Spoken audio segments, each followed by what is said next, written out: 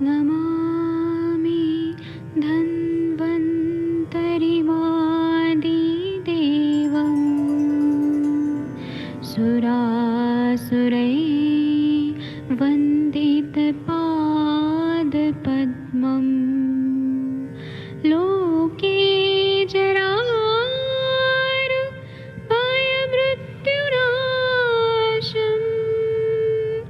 दातारमीशं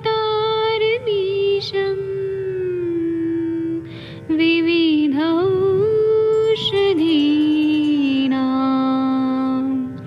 शङ्खं चक्रं जलौकां दधतं मृतघटं चारुतोर्भिश्चतुर्भिः सूक्ष्मस्वच्छादिरुद्यं शुकपरिविलसन् मौलिमं भोजनेत्रं कालाम्बोदोज्ज्वलाङ्गं कटितटविलसत् चारुपीताम्बराढ्यं वन्दे धन्वन्तरिन्तं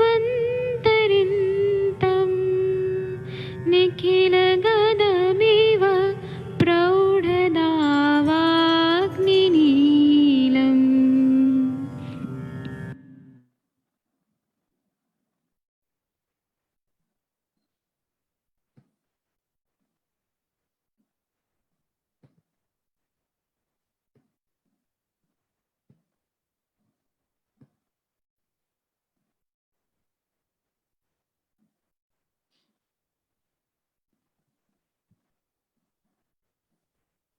नमस्ते, प्रणाम। मैं वैद्य अरविंद पाठक, पुणे महाराष्ट्र से।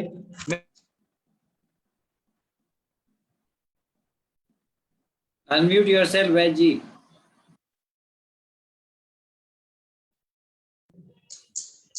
प्रणाम, नमस्ते। मैं वैद्य अरविंद पाठक, पुणे महाराष्ट्र से। हमारे पास ना पेशेंट ऐसे आते हैं जिनको वाइट डिस्चार्ज हो रहा होता है। श्वेत प्रदर के पेशेंट बहुत ज्यादा आते हैं। तो श्वेत प्रदर में हमें क्या क्या चीज सोचना चाहिए, मैं अपने सर के नोट से बता रहा हूँ। तो एक तो वाइट डिस्चार्ज हो रहा है तो उसमें पुअर हाइजीन मेंटेन नहीं हो रहा है, इसलिए ऐसा हो सकता है। उसी तरह से पांडु रोग जब रहता है, पांडु रोग का कॉम्प्लिकेशन की वजह से वाइट डिस्चार्ज होना, ये एक मतलब हमें सिम्टम्स दिखता है। हेतु अगर देखें तो पांडु रोग भी होता है। उसी तरह से हेतु देखेंगे तो योनि व्यापक रहता है। दूसरे रोगों के कारण शरीर अगर कर्षित हो गया है, बहुत ज्यादा वीक हो गया है, रुक्षता आ गई है, उसके वजह से भी वाइट डिस्चार्ज होता है। अगर अतिशीत पदार्थ का सेवन, स्निग्ध पदार्थ का सेवन हो रहा है, जैसे तेल में बनाए हुए चीजों का सेवन ज्यादा किया जा रहा है, डीप फ्राइड जो तेल का बनाया हुआ चीज है उसका सेवन कर रहे हैं तो भी वाइट डिस्चार्ज होता है। दिन में सोना, दिवा स्वाप के वजह से भी ये वाइट डिस्चार्ज हो सकता है। दही ज्यादा खाना, रात में भी दही खाना, दिन में भी दही खाना, दही अभिसंधि गुण वाले दही का खाना और नमक का ज्यादा खाना, जो भी अभिसंधि पदार्थ है, मिक्स फ्रूट सैलेड का खाना, उसके वजह से भी वाइट डिस्चार्ज हो सकता है। फिर मेदो रोग की वजह से वाइट डिस्चार्ज होता है, जैसे ओबेसिटी हो गया, मोटापा आ गया, उसकी वजह से वाइट डिस्चार्ज होता है। फिर अर्श व्याधि होती है, उसके वजह से, उसके लिए भी मैं बता रहा हूँ सर, मैं बता रहा हूँ बिफोर मेंसेस, वो भी बता रहा हूँ। मेदो रोग के वजह से भी वाइट डिस्चार्ज हो सकता है। अर्श व्याधि के वजह से भी वाइट डिस्चार्ज हो सकता है। या फिर यूटीआई जब रहता है, यूरिनरी ट्रैक्ट इन्फेक्शन, मूत्र संबंधित उसमें कोई पैथोलॉजी संप्राप्ति रहती है, उसके वजह से भी वाइट डिस्चार्ज हो सकता है। तो आयुर्वेद ऐसा बताता है, या हर डॉक्टर्स ऐसा बताते हैं कि slight amount of discharge is abnormal. थोड़ा भी वाइट नहीं होना चाहिए, थोड़ा भी अगर हो रहा है तो बहुत सारे गायनेकोलॉजिस्ट बोलते हैं कि ये तो नॉर्मल है, जबकि ये नहीं है नॉर्मल। उसी तरह से अगर श्वेत प्रदर के पेशेंट आ रहे हैं हमारे पास, तो हमें सबसे पहले इनडाइजेशन है कि नहीं, अग्निमांद्यता है कि नहीं, कफज ग्रहणी है क्या, वह देखना चाहिए। इनडाइजेशन की वजह से भी अगर आम उत्पत्ति हो रही है, उसके वजह से भी वाइट डिस्चार्ज हो सकता है। इसमें हमें पहले क्या सोचना है कि वाइट डिस्चार्ज हो रहा है तो आमाशय की विकृति है, उससे रस धातु अच्छा नहीं बन रहा है। फिर उससे रस धातु अच्छा नहीं बन रहा है तो रज धातु पे उसका इफेक्ट हो रहा है, फिर उसका इफेक्ट गर्भाशय पे इफेक्ट हो रहा है, और उसके वजह से श्वेत प्रदर हो रहा है। तो इसीलिए मतलब आमाशय में पचन विकृति हो सकती है। अगर पित्त की तरफ से हम लोग देखें तो रंजक पित्त की विकृति होती है, रंजक रस रंजनात् रंजकम, मतलब रस का रंजन कार्य नहीं हो रहा है, उसके वजह से भी मतलब जहां पे रंजक पित्त का कार्य है वह विकृत हो रहा है, उसकी वजह से पांडुता आ रही है शरीर में, और पांडुता आने की वजह से श्वेत प्रदर हो रहा है। इसी तरह से ग्रहणी का इफेक्ट जो रहता है, ग्रहणी रोग का इफेक्ट गर्भाशय पे रहता है, तो इसीलिए वह एक तरह का टेम्पररी वंध्यत्व रहता है। तो हमें ग्रहणी कला को अगर अच्छा कर दिया, हर वंध्यत्व के केस में हमें ग्रहणी कला पे ध्यान देना बहुत जरूरी है। श्वेत प्रदर जो रहता है वो ज्यादातर, हर नहीं ज्यादातर आमाशय के प्रॉब्लम की वजह से हो सकता है। उसी तरह से श्वेत प्रदर में हमारे सर जो है वो रक्त पित्त कुलकंडन रस भी देते हैं, क्योंकि श्वेत प्रदर में कभी कभी पीला पीला भी ऐसा आ जाता है, तो फिर उसमें ना पीला आ रहा है क्योंकि पित्त का पाक होने लगता है वहां पे, तो और मांस में पाक होता है, दाह होता है, कोत उत्पन्न होके रक्त प्रदर जैसे सिम्टम आते हैं, फिर वो मैलिग्नेंसी में भी जाने के चांसेस रहते हैं। फिर फीमेल्स में जो रक्त प्रदर है उसमें कमर दुखना ये सिम्टम रहता है, तो उसमें हम लोग क्या करते हैं, अगर बैक पेन हो रहा है और व्हाइट डिस्चार्ज हो रहा है तो बला नाम की वनस्पति, बला का चूर्ण दे दीजिए और ताप्यादि लोह अगर दे दिया तो बहुत अच्छा फायदा होता है। अगर मेंस्ट्रुअल साइकिल में अलग अलग टाइम पे श्वेत स्राव हो रहा है तो उसका भी अलग अलग महत्व रहता है, वो मैं आपको अभी बताऊंगा।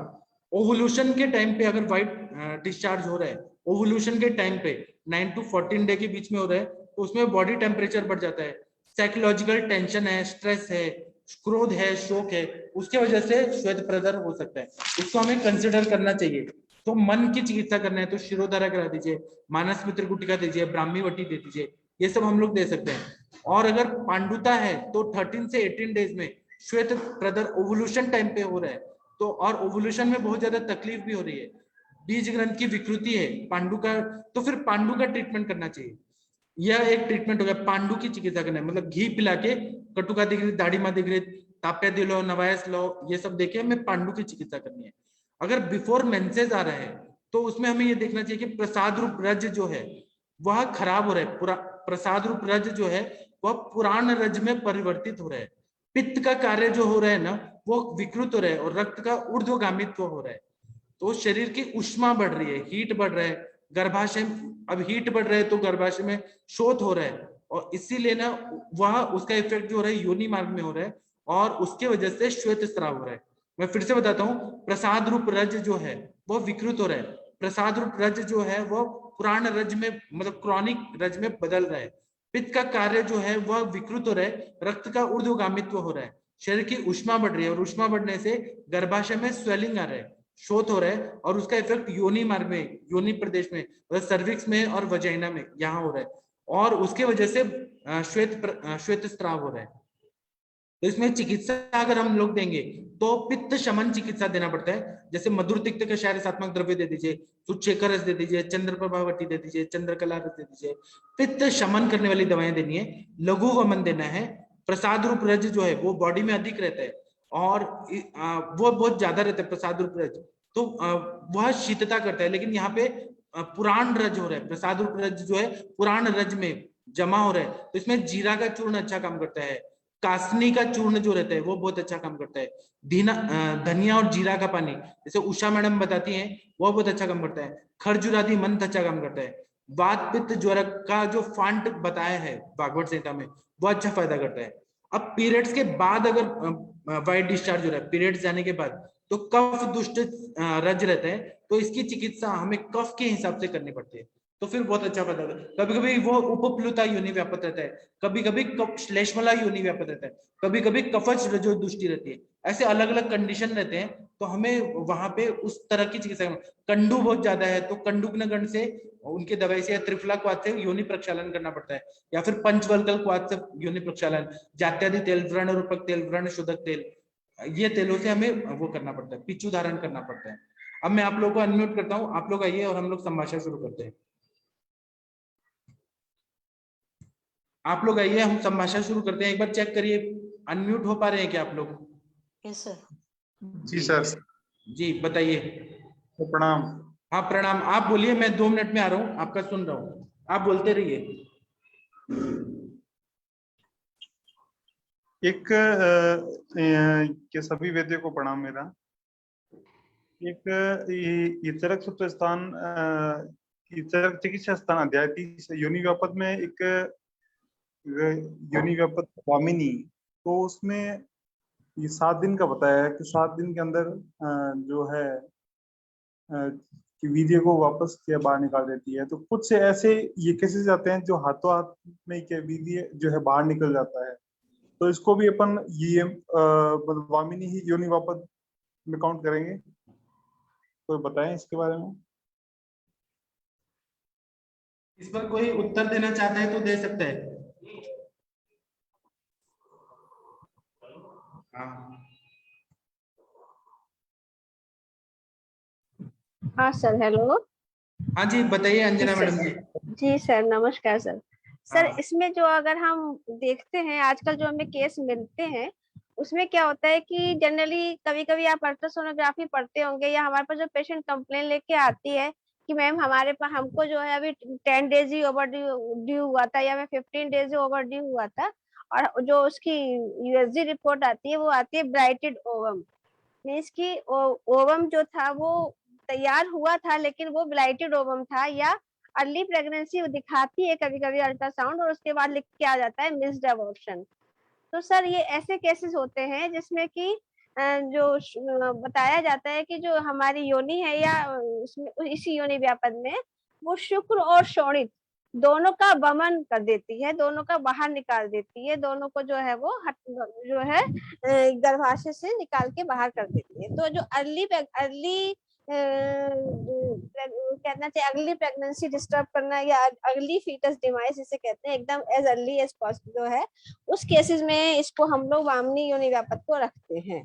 तो ये अबॉर्शन का जो है जस्ट जो फर्स्ट स्टेप हम अबॉर्शन का मानते हैं कि वो इम्प्लांटेशन ही नहीं हो पाया, केवल एम्ब्रोलॉजिकल स्टार्ट, एम्ब्रोलॉजिकल मीन्स ब्लास्ट्रा और उसके ब्लास्ट्रा तक पहुंचा था और जाके इम्प्लांट होना चाहिए था, उसको इम्प्लांट ना होके फंडस साइड में ना पहुंच के उसको कुछ ऐसी कंडीशंस रही कि वो पूरा का पूरा बाहर आ गया। तो उसको चाहे आप शुक्र और शोणित का वो कहिए या फिर वो ये कहिए कि फेल्ड इम्प्लांटेशन, इम्प्लांटेशन का फेलियर होना और उसका जो है वो बाहर आ जाए, ये जो है इसका लक्षण इससे डायरेक्ट मिलता है। और ऐसे पेशेंट आज भी बहुत मिलते हैं जो पेशेंट को पता चला कि ओवरड्यू हुआ और ओवरड्यू होने के बाद उसने वहां पे उसका इम्प्लांटेशन नहीं हो पाया और पेशेंट तुरंत जो है वो कंप्लेन करके आई कि मुझे पीरियड आया था, मेरा टेस्ट भी मैम पॉजिटिव आया था जब मैंने किया था, लेकिन इसके बाद मुझे हल्की सी ब्लीडिंग हुई, पेन हुआ और जो है मेरी रिपोर्ट ऐसे आ रही।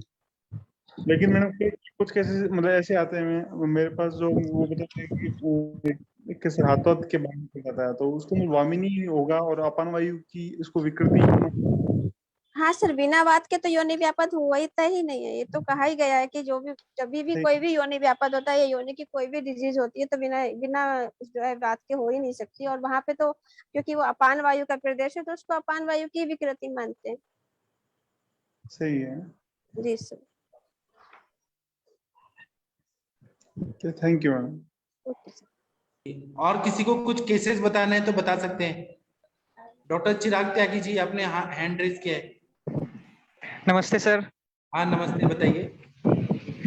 सर एक 28 इयर्स फीमेल पेशेंट है सर, बताइए गलगंड की बताइए, रुकिए प्रॉब्लम है मत, बताते रहिए। सर। गलगंड है, थायराइड के पास 2 सिस्ट हैं, कम से सर 2 साल हो चुकी हैं सिस्ट को, ठीक है। और सर पेन है बैक रीजन में, बटक रीजन में पेन है और पेन रेडिएट होता है थाई की तरफ को, राइट हैंड साइड वाले लेग में। और सर एमिनोरिया है और वाइट डिस्चार्ज है 2 साल से ही। हेतु मिले, दिवासुपन मिला, और एक जो फर्स्ट डिलीवरी हुई थी वो जो फर्स्ट बेबी हुआ था वो 7th मंथ में डिलीवरी हुई थी।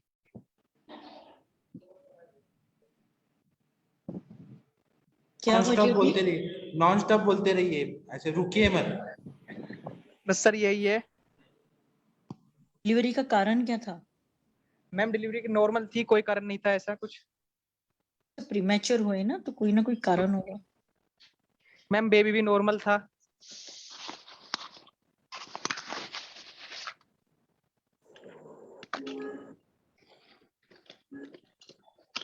और 2 साल से उसको रज प्रवृत्ति नहीं है?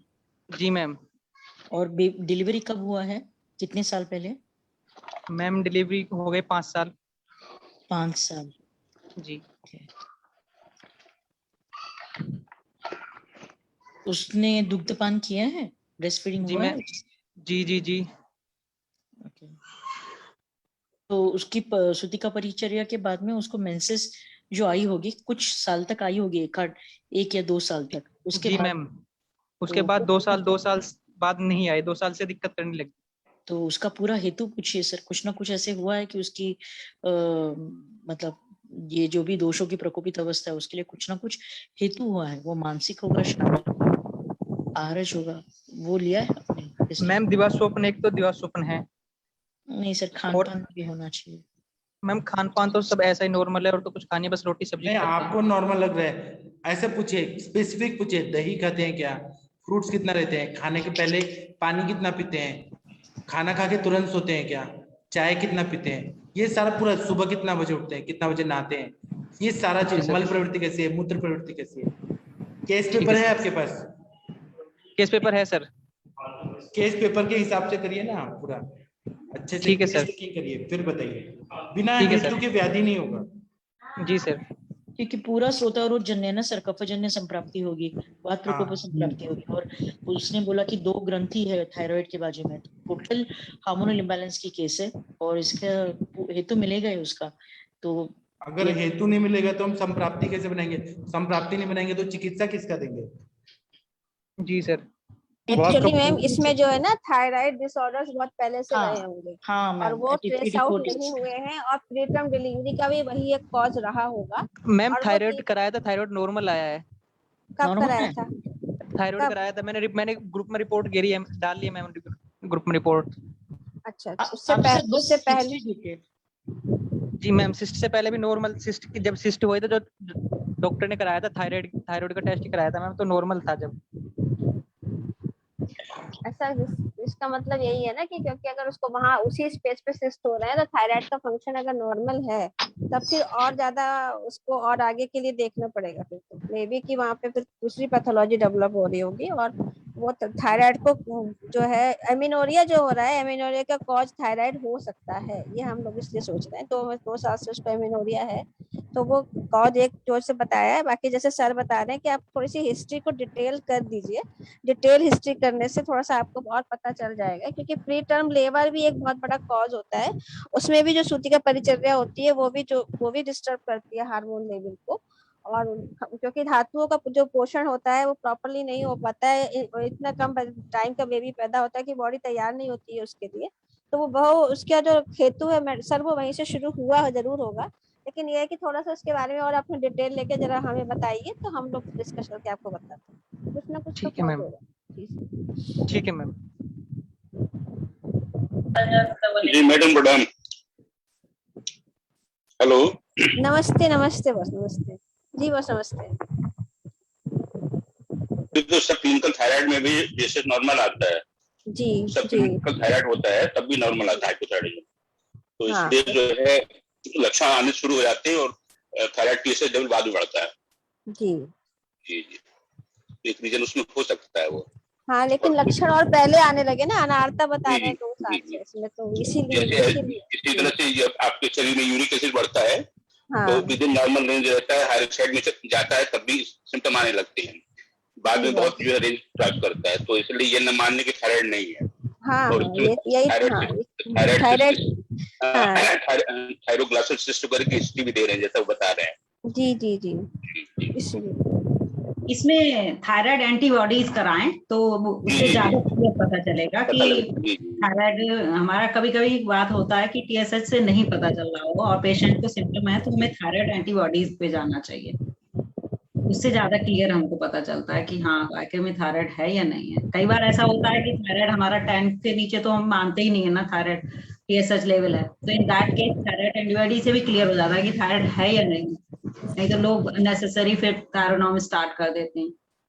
तो आप नहीं, उसको पूरा एक बार जो है प्रॉपरली उसकी हिस्ट्री लेना पड़ेगा, और इसको एक या दूसरी लैब से भी एक बार कंपैरिजन स्टडी कराना पड़ेगा। और जैसे मैडम कह रही है थायराइड एंटीबॉडी टेस्ट भी आप करा लीजिए सर, तो कई कई रिपोर्ट्स के आधार पर इसका ट्रीटमेंट होगा, क्योंकि पेशेंट की हिस्ट्री जो है वो थोड़ी सी कॉम्प्लिकेटेड है, तो डिटेल हिस्ट्री लेना पड़ेगा इसमें।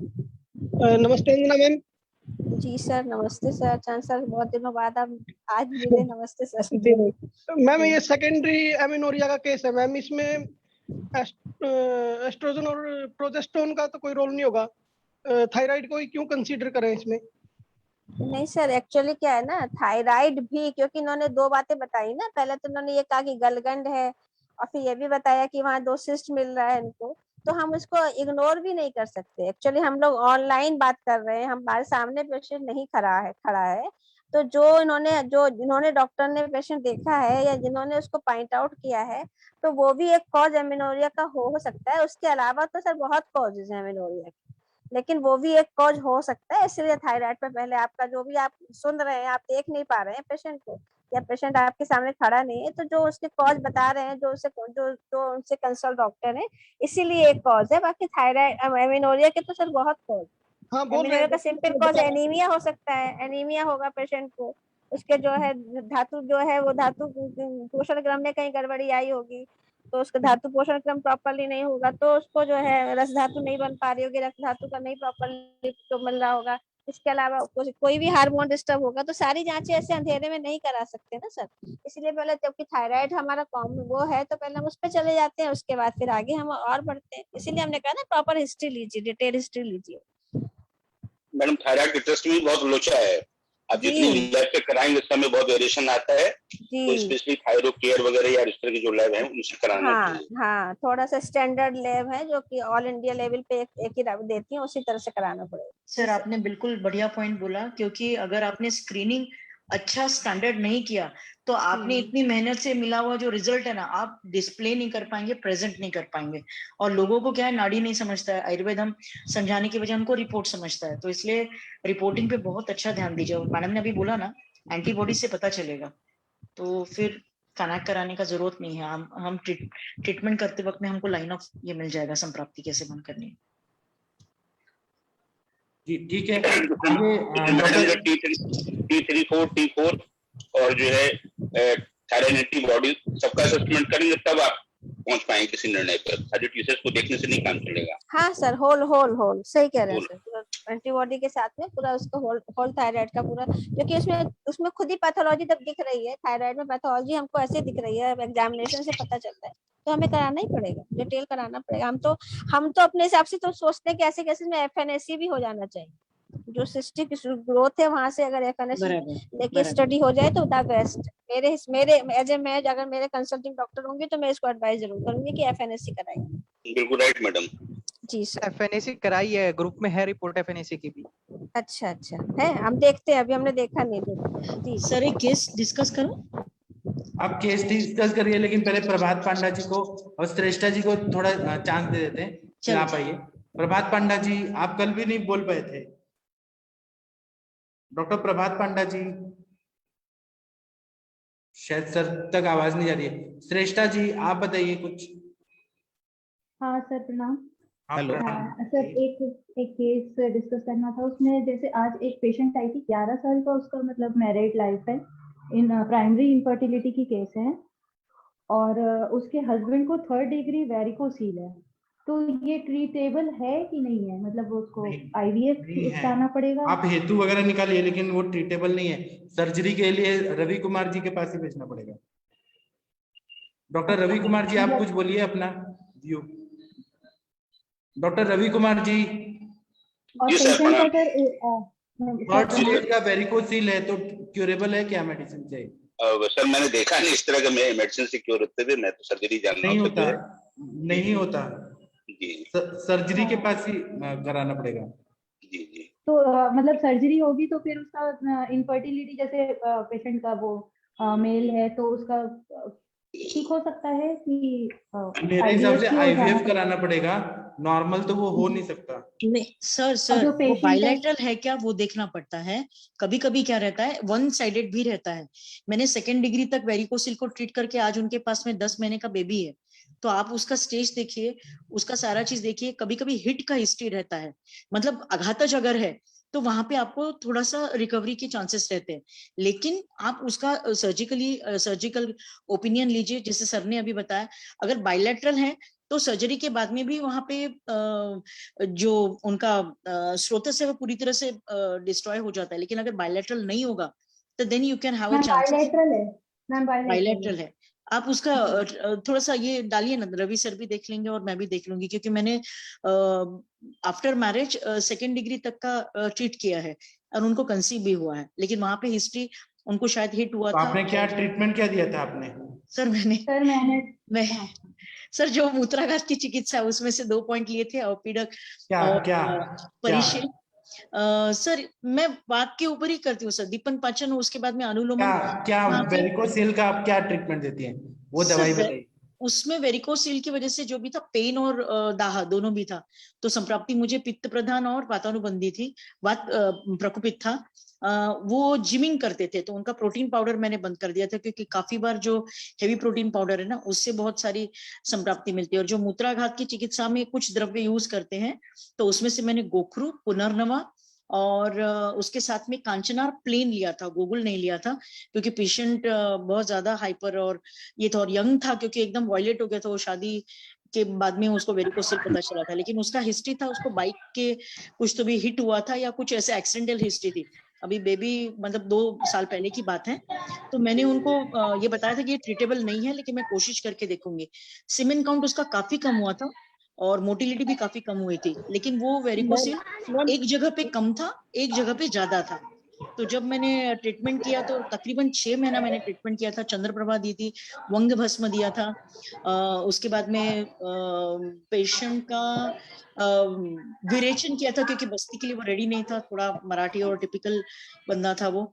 दूसरी चीज ये कि मैंने धारा और परिषद, ये 2 चीज मैं घर पे करने के लिए बोला था उसको। तो जो दशमूल का काढ़ा है, त्रिफला काढ़ा है, उसको ये करके, क्योंकि एनगॉज्ड वेन्स थी तो पेन बहुत सीवियर होता। जब जैसे पेन में मुझे रिलीफ मिला तो मुझे लगा कि हाँ मेरा सोच बराबर है। तो उसके बाद में फिर मैंने उसको अभ्यंतर भी पंचतिक्त घृत दिया था, क्योंकि मैं उसका बस्ती नहीं करा पाई थी। तो 7 दिन के बाद में मैंने उसको विरेचन दिया और रिपीटेड मैंने तकरीबन 1 महीना में 4 विरेचन दिए थे, क्योंकि वो पेशेंट सिविल इंजीनियर था बाय प्रोफेशन, तो लेट नाइट वगैरह उसका रात्रि जागरण वगैरह बहुत था। तो इसकी वजह से फिर उसको प्रॉपरली काउंसिल करके मैंने बोला अगर बेबी खुद का चाहिए तो आपको थोड़ा रूटीन करना, थोड़ा स्ट्रिक्ट, 1 महीने में अगर आपको रिजल्ट कुछ दिख रहा है तो फिर आप बोल पाते हैं। फिर उसका 2 महीने के बाद में उसका सीमेन काउंट भी बढ़ा था, क्योंकि मैंने वानरी कल्प, उसके बाद में अश्वगंधा, इसकी भी योजनाएं की थी। सिर्फ गुगुल कल्प मैंने हटा के कुछ चूर्ण, कुछ चंद्रप्रभावती, पंचामृत परपटी ये दिए थे मैंने, क्योंकि उसका ये बहुत अलग था। गूगल क्यों नहीं दिया आपने? 3 गूगल क्यों नहीं दिया? क्या आपने गूगल क्यों नहीं हटाया मैम पेशेंट का? सर गूगल नहीं देने में उसके पीछे बहुत बड़ा वजह नहीं है, लेकिन मुझे जो है योजना, अगर मुझे 10 से 11 वनस्पति का जैसे रसपाचक, रक्तपाचक, मेदोपाचक देते, वो पेशेंट बहुत रिलक्टेंट था, बहुत ज्यादा उसको दवाइयां नहीं चाहिए थी। तो फिर मेरी ऐसे वक्त में योजना क्या रहती है कि मुझे अगर मूत्र विरेचनी गण से कुछ निकालना है, कुछ वातग्न वनस्पति डालनी है और कुछ शुक्रल अगर मुझे देना है, तो एक बृहन कल्प ऐड करके मैं सूक्ष्म कल्प बनाती हूँ। और उसके बाद में उसको बोलती हूँ कि आप अगर ये चार्टर नहीं ले पाए तो मैंने जैसे बताया कि मैं यानी बहुत प्योर यूज करती हूँ, उसमें मैं 14 गोलियां या 28 गोलियां बना के उसको बोलती हूँ सबलिंगुअली ले लो। तो एक तो सूक्ष्मीकरण क्या होता है, दूसरा सबलिंगुअली लिया तो रिजल्ट अच्छा मिलता है, और घृत और बाकी का चीज देती हूँ। गूगल इसलिए क्योंकि मेरा प्योरिटी पे इतना ज्यादा मतलब उसका पित्त उलट के भी गिरता था, उसकी काफी हिस्ट्री पित्त प्रधान, और उसको दाह और ये सारी बहुत चीजें थी, तो इसकी वजह से मैंने अभी पत्तीकर मैंने उसको दिया था। तो वो वेरिकोसिल भी दूर चला गया था, मतलब क्लियर हुआ था। एक ही पेशेंट में रिजल्ट आया, सभी में यही दवाइयों से फायदा होता है क्या? यस, नहीं सभी में नहीं सर, उस वक्त की संप्राप्ति अलग थी। उस वक्त में वंग और मैंने बांगशील जो यूज किया था वो ब्रूहन करके किया था, क्योंकि वहां पे स्रोतस शैथिल, कोई सिम्टम नहीं था सर। वो शर्मा की उसकी न्यूली मैरिड, क्योंकि उसकी जो वाइफ थी वो मेरी, उनकी 3 पीढ़ियों की पेशेंट्स मेरे पास में, उनकी दादी, उनकी नानी, मम्मी, वो उसका बिकॉज ऑफ स्किन ट्रीटमेंट नहीं शादी नहीं हो रहा था, तो उसको वो सारी कल्पना, तो इसलिए उनका फेथ बहुत था। और मैंने 2 हार्ट ब्लॉक की केसेस उनके घर से क्लियर किया था। तो उन्होंने फिर वो बताया, फिर पेशेंट डायरेक्ट काउंसिल में नहीं रहता, मेरे मेल काउंसिलर्स रहते हैं, तो नाड़ी देख के मैंने पूरा तरीके से सिर्फ हेतु बताने के लिए भी वो इतना ज्यादा ये कर रहा था, तो बहुत डिफिकल्ट था वो केस। और उसमें वेरिकोसिल बोले तो मैंने भी ऐसे हाथ ऊपर कर दिए थे, वो मुझे नहीं तो केस एक चीज है कि वेरिकोसिल पूरा ठीक हो गया, कंसीव हो गया, ठीक है, फर्स्ट डिग्री और सेकंड डिग्री है तो आप चांसेस ले सकते हैं सर, क्योंकि उसका ऑब्स्ट्रक्टिव। और दूसरा क्या है, आपने जो स्क्रॉटल सोनोग्राफी है ना, उसको रिपीट 3 महीने में करना चाहिए अगर आपको उसको कंसेप्शन देना है तो। मतलब अगर नॉर्मल आप वहाँ पे शुक्र धातु चाहते हैं तो, अगर वहाँ का जो अंदर के डक्ट्स वगैरह इन्वॉल्व नहीं है तो आप चांस ले सकते हैं। और इसमें पूरा जो मतलब आयुर्वेद को एक चांस दे दीजिए 3 महीना, फिर उसके बाद में उसको गिव अप कर दीजिए बोल के। मेरा तो तरीका यही है। तो अगर मैडम आपका बायलैटरल है तब भी आप सर्जिकल ओपिनियन लीजिए। अगर पेन नहीं है, मैं बता रहा हूँ आपका संप्राप्ति कैसे भंग हुआ। आपने जो भी दवाई दिया ना फर्स्ट डिग्री का था, तो जो मूत्रल दवाइयां आपने दी, जैसे गोक्षुर दिया, जो भी दिया, वहां पे जो शोध था मूत्र संस्थान में, वो सारा स्वेलिंग वगैरह कम हो गया, इसलिए वेरिकोसिल में फायदा हुआ। अब यही संप्राप्ति बहुत ज्यादा हो गई है, वहां शिथिलता बहुत ज्यादा आ गई, तो वहां पर ये काम नहीं करेगा दवाई। नहीं, वहां पे ये नहीं करेगा, यहाँ पे ये नहीं करेगा कुछ। यहाँ पर स्टार्टिंग था तो थोड़ा सा स्वेलिंग वगैरह था अंदर ही अंदर वॉल्स में, उसमें वो काम कर दिया। 6 months थोड़ा अनुरिता जी आपका म्यूट करिए, क्योंकि अंदर से आवाज आ रही है आपके। मेरी नहीं है सर, पीछे से आवाज आ रही है बहुत ज्यादा। ठीक है, डॉक्टर रवि कुमार जी आप वेरिकोसिल पे थोड़ा बताएंगे क्या sir? Doctor Ravi Kumar ji, sir, doctor Ravi Kumar Singh sir, doctor Shrestha ji आप थोड़ा सर से पूछिए, सर सर्जन है, पीएचडी किए हुए हैं। श्रेष्ठा जी। हम लोग तो सर जो है सर्जिकल ही जानते हैं सर, तो मेडिसिन जो कभी ट्राई नहीं किया सर जो जी। श्रेष्ठा जी, बाइलेटरल सर, उसका बाइलेटरल 3rd डिग्री वेरिकोसील है, तो ये तो ट्रीटेबल नहीं होगा फिर इसका मतलब। तो हमने मेडिसिन वाला कभी ट्राई नहीं किया मैडम, तो हम तो सर्जरी ही जानते हैं कि। और उसकी जो मतलब वाइफ है, उसका समझिए 1 साल पहले इंट्राम्यूरल मायोमा का सर्जरी हुआ है, और अभी उसका यूएसजी में पॉलीपॉइड एंडोमेट्रियम है। तो वही मेरे पास आई थी, तो मैंने उसे बस ऐसे ही आम पाचन टाइप कुछ भी, मतलब जैसे थोड़ा सा दे दिया वरुणादि क्वाथ, और ये मैंने कहा कि दोनों लोग ले लो थोड़ा सा स्रोतोशोधन ये सब करने के उसे। फिर मैंने कहा 10 दिन में आओ, फिर मैं देखती हूँ कैसे क्या होता है। मैंने कहा एक एक्सपर्ट ओपिनियन ले लूँ कैसे कर सकते हैं। तो फिर सर्जरी उससे बोल दूं कि आप आईवीएफ करा लो, और आईवीएफ से कह रही थी कि मेरे को बोल रहे हैं कि आईवीएफ करा लूं, तो मैंने कहा कि मैम कितने साल से होगा ये वेरिकोसिल? मैम ये तो बहुत एक्चुअली मतलब गवर्नमेंट के उसमें आप बहुत ज्यादा हिस्ट्री नहीं ले सकते हैं पेशेंट के उससे, लेकिन क्योंकि क्या रहता है मैम, अगर 6 months का पुराना, जैसे मेरा केस 7 month 8 months ही पुराना था, तो अगर 6 months का रहा तो आपको ट्रीटिंग का चांस रहता है, भले ही संप्राप्ति वहां पे, क्योंकि उसके हेतु वैसे होंगे, श्रोतावरोध जन्य कुछ ही होगा, और आप मतलब उसका जब तक बाकी का वो कर रहा है तब तक आप उसको कम से कम रिलीविंग कुछ पेन दे सकते हैं जिससे वातावरण मनोरी हो जाए। और सर्जिकली आप केस शेयर करके दिया है मैंने मैडम, वैसे ही उसको 16 फरवरी का उसका रिपोर्ट है मैडम। फरवरी मैंने उसका जैसे स्नैप लिया था, थोड़ा सा मतलब फोटो खींचा था 2-3 रिपोर्ट्स का, तो 16 फरवरी का 21 का ही उसका बाइलेटरल 3rd डिग्री वेरिकोसील दिखा रहा है हस्बैंड का। और इसकी वाइफ का 1 साल पहले इंट्राम्यूरल मायोमा का ऑपरेशन हुआ है। उसके बाद अभी इसका जो लेटेस्ट बेसिकली वहां के वॉल्व्स है ना मैम, वो वॉल्व्स अगर सर्कुलेशन प्रॉपर नहीं करते तो वो और सीरियस में भी वो लाइफ थ्रेटनिंग कभी नहीं होता है, लेकिन एनगॉजमेंट अगर सीवियर वगैरह, तो जैसे सेमाइनल वेसिकल्स वगैरह डिस्ट्रक्शन होने का ये चांसेस रहता है। तो बाकी कुछ नहीं, अगर रवि सर वो केस देख लेते हैं या फिर आप शेयर करती हैं और 6 months की अगर है तो you can take a chance without giving them any assurance कि भैया होगा ही, ऐसे नहीं, मैं कोशिश करके देखती हूँ, क्योंकि एंगोजमेंट और बाकी का सब चीज में बेसिकली वहां पे फ्लो है। और अगर हम आयुर्वेद का एप्लीकेशन करते हैं तो जैसे सर ने बताया वैसे ब्लड सर्कुलेशन पे इंस्टेंट काम करने वाले फ्लो दूर, हाँ वॉल्वुलर कुछ डैमेज नहीं है ना, कि जो वॉल्व डैमेज करके पूरी तरह से श्रोतावरोध करके पूरा फुला दिया है, तो वहां पे पेन और ये बहुत सीवियर ये रहता है। लेकिन अगर वो यंग एज में होंगे, 6 months से पहले उनका ये रहा होगा और वो फास्ट 3rd डिग्री पे पहुंच गया होगा, तो भी आप उनको भाई मैं ट्राई करके देखती हूँ, आप वैसे सर्जरी को कंसल्ट करिए, ऐसे करके आप कुछ दे सकते हैं, ऐसे मुझे लगता है। ओके जी ma'am, okay ma'am, thank you. Patient पर अगर टाइम है तो आप ट्राई कर सकते हैं मैडम। जी सर, और एक चीज और मैंने देखिए, अब कभी कभी patient हाइड्रोसिल दोबारा- के साथ भी रहता है वेरिकोसिल। हाँ सर, जी मैडम, कभी कभी हाइड्रोसिल के साथ भी वेरिकोसिल रहता है। हाँ हाँ जी सर, जी सर, हाँ मैंने शेयर की है रिपोर्ट जी, जी, ग्रुप में। उसमें राइट साइड में हाइड्रोसिल देखा भी ना, दिखा रहा है जी, नाम। जी अच्छा जी। से पेशेंट में मैडम वेगावरोध का हेतु बहुत आसानी से मिलता है, आप प्रॉपरली पूछेंगे ना तो मिलता है। ठीक है मैडम, अगली बार आती है तो मैं उससे थोड़ा ट्राई करती हूँ टाइम निकाल के बात करने की। सर मैं पूछूं sir? Hello hello hello hello hello. हाँ सर मैं पूछूं सर? डॉक्टर से पूछ रहे हैं सर मुझसे पूछ रहे हैं पाठक सर से? हाँ आप सब बता दीजिए सर। मेरा एक केस आज देखा, वो एनलार्ज टॉन्सिल्स था। हाँ, दोनों टॉन्सिल्स बहुत बड़ा एनलार्ज होके था और क्रोनिक टॉन्सिलाइटिस का हिस्ट्री मिला। अभी एक्यूट फेरेंजाइटिस भी है उसका, एक्यूट इन्फेक्शन का साइन मिला मुझे। 21 इयर्स का गर्ल है। उसको सर कैसे, उनको टॉन्सिलेक्टोमी के लिए एडवाइस किया गया है। अभी वो चाहते हैं कुछ अल्टरनेटिव, तो सर क्या कर सकते हैं, क्या दे सकते हैं? सर उसकी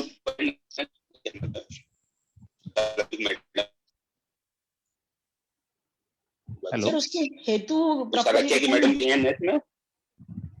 सॉरी सर, अगर टॉन्सिलाइटिस अगर हुआ है ज्यादा, है ना, तो उसमें सूक्ष्म त्रिफला दे दीजिए ना, बहुत अच्छा फायदा होगा। सूक्ष्म त्रिफला एकेटी दे दीजिए, अमृता गुगुल, कैशा गुगुल, त्रिफला गुगुल, बहुत अच्छा सर ये फायदा चाइल्डहुड करेगा। से है सर ये। तो क्या हुआ, चाइल्डहुड से है तो क्या हम दे नहीं सकते क्या? और ठीक नहीं हुआ क्या?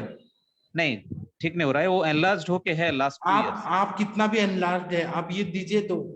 जी जी जी, आप ये दीजिए, सूक्ष्म त्रिफला दीजिए, अच्छा क्वालिटी का। सर अगर मेरा वाला है सूक्ष्म त्रिफला तो ट्राई करिए, देखिए बहुत अच्छा, जल्दी फायदा हो जाएगा। सर और मैंने आम अपने पानी जैसे जरूर अपने दीजिए।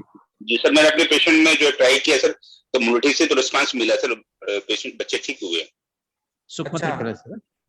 सर इम्यूनिटी से भी। एक और लोकल बताऊं सर, जो मैं चीज यूज करती हूँ सूक्ष्म त्रिफला गंधक के साथ में।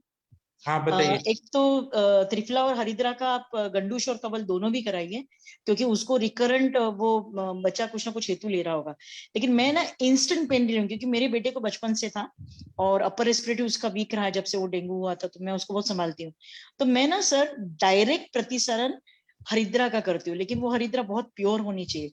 जैसे हमारे यहाँ पे वो हलकुंड लेके वगैरह घर पे जो बनाती है ना, वो मैं उसको एंटीबायोटिक करके यूज करती हूँ। ड्यूरिंग दिस कोविड भी मैंने बहुत यूज किया। तो वो डायरेक्टली लेके टॉन्सिल्स को प्रतिसारण करना है सर। इंस्टेंट जो डिग्लेटेशन वगैरह नहीं होता है, खा नहीं पाते, डिस्फैजिया रहता है, वो तुरंत कम हो जाता है सर। ये मेरा स्वानुभव है। मतलब मेरा बेटा बहुत छोटा था तब से। हरिद्रा चूर्ण को गॉज में भिगो के टच करना है, तो ऐसा कर सकते हैं? हाँ सर, हाँ। अगर वो आपको कॉपरेट करता है तो हरिद्रा को आप गॉज में टच करके, अदरवाइज मतलब मेरे बेटे को मैंने 5-6 साल का था तब से आदत लगाई। तो जैसे उसको समझता है कि भाई मैंने फ्रिज का पानी पी लिया और टॉन्सिल्स तो फूल गए, तो दवाई नहीं खानी है, गार्गल करता है वो। और जो स्टील का जो चम्मच रहता है उसकी बैक साइड में थोड़ा सा हल्दी लगा के, या फिर खुद हाथ धो के खुद की उंगली से वो दबाता है टॉन्सिल्स के ऊपर, उसका पूरा अलिप्त करता है, प्रतिसारण करता है वो। उससे आपको विद इन फ्यू, ऐसे समझिए 2 मिनट के अंदर आपको वहां का जो लोकल ये है, मतलब इतना ब्यूटीफुल इफेक्ट दिखता है। ये स्वानुभव है। अगर नहीं करना है तो आप छोड़ सकते हैं। ठीक है, ट्रैक कर सकते हैं मैम। और वो ख्यार कर्म कर सकते हैं सर यूजुअली मैं बोलती हूँ हल्दी और नमक का गरारा करिए। हल्दी और नमक का गरारे के ना तो टॉन्सिल्स को, लेकिन हाँ वो बच्चा एक्चुअल गार्गलिंग ही करना चाहिए। अगर उसने निगल गया तो मेरे हिसाब से मैं कुछ बताना चाहता हूँ, अगर ये रिकरेंस हो रहा है बार बार तो शोधन देना चाहिए, और नहीं तो 42 डेज दे के फिर ब्रेक करके कंटिन्यू 3-4 साल चलाएंगे। अगर सूक्ष्म त्रिफला एकेटी चलाएंगे तो क्या प्रॉब्लम है सर? ठीक है, अभी तो एकेटी लिखा हूँ सर। ये कंटिन्यू चलाइए ना 3 साल। सूक्ष्म त्रिफला में कज्जली होता है, इसलिए ब्रेक करना पड़ता है, रसकल बन जाता है ना कज्जली के। बाकी एकेटी कंटिन्यू चलाइए तो होगा ही नहीं वो। त्रिभुवन अगर, और आपने कहा बहुत ज्यादा है, तो त्रिभुवन कीर्ति रस बहुत अच्छा काम करता है। ठीक है सर। हाँ त्रिभुवन कीर्ति और गंधक रसायन, ये 2 दवाई से भी बहुत अच्छा रिजल्ट आता है। सर ऑपरेशन कराने के बाद में उसका ENT का इम्यूनिटी बहुत कम हो जाएगा, तो बेस्ट हाँ। वे आप मत कराइए और ये सारी चीजें करिए, उसका लाइफस्टाइल बदल दीजिए। ठीक है मैडम, ठीक है sir, thank you sir.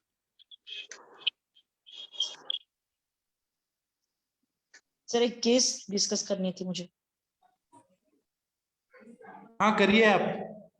Sir patient बहुत सिंपल लक्षण लेके आया था। मुझे भी ऐसे लगा जस्ट डिस्कशन और कुछ आई ड्रॉप वगैरह या फिर नेत्र तर्पण करके ठीक हो जाएगा, लेकिन सिम्टम ये था कि उसको नेत्र स्राव और नेत्र कंडू, ये 2 ही लक्षण थे, नेत्र स्राव नेत्र कंडू। कोई हिस्ट्री नहीं, मेरे पास में 15 साल पहले आए थे, गलती से मेरा नंबर मिसप्लेस हो गया, IT वाले थे तो किस तरह से पता नहीं ऑनलाइन वगैरह निकालने, उन्होंने यंग एज है 36 एज। मैंने उनका हिस्ट्री वगैरह लिया तो एकदम आइडियल, एक्सरसाइज करते हैं, खाना खाते हैं, बराबर से वेजिटेरियन है, रात का खाना भी 8 साढ़े 8। और मुझे ऐसे लगा भाई ITN है तो शायद PC पे बैठ के ये होगा, लेकिन उन्होंने सिर्फ एक छोटा सा सिम्टम ये दिया कि जो कंडू है वो कुछ भी, मतलब बार बार मुझे मसलने का तो इच्छा होता ही है, लेकिन कभी कभी मुझे वो, क्योंकि मेरे पास में जब 12-13 साल पहले आया था तो वो आया था एलर्जिक राइनाइटिस के लिए, जो मैंने शायद 2-3 हफ्तों में कुछ उसको रिजल्ट मिल गया था, तो उसे वो फोन गंवा दिया, मैं भी याद नहीं रखी। तो उसका हिस्ट्री लेते वक्त में मैंने उसको सिर्फ पूछा कि आप कितना घंटा बैठते हैं। मैं इसलिए डिस्कस करी हुई केस क्योंकि बाद में मैं रिपोर्ट बताऊंगी। तो छोटे ये 2 लक्षण से जो कंडू कफ का दृष्टि और वो आप कोरिलेट कर पाएंगे इसलिए।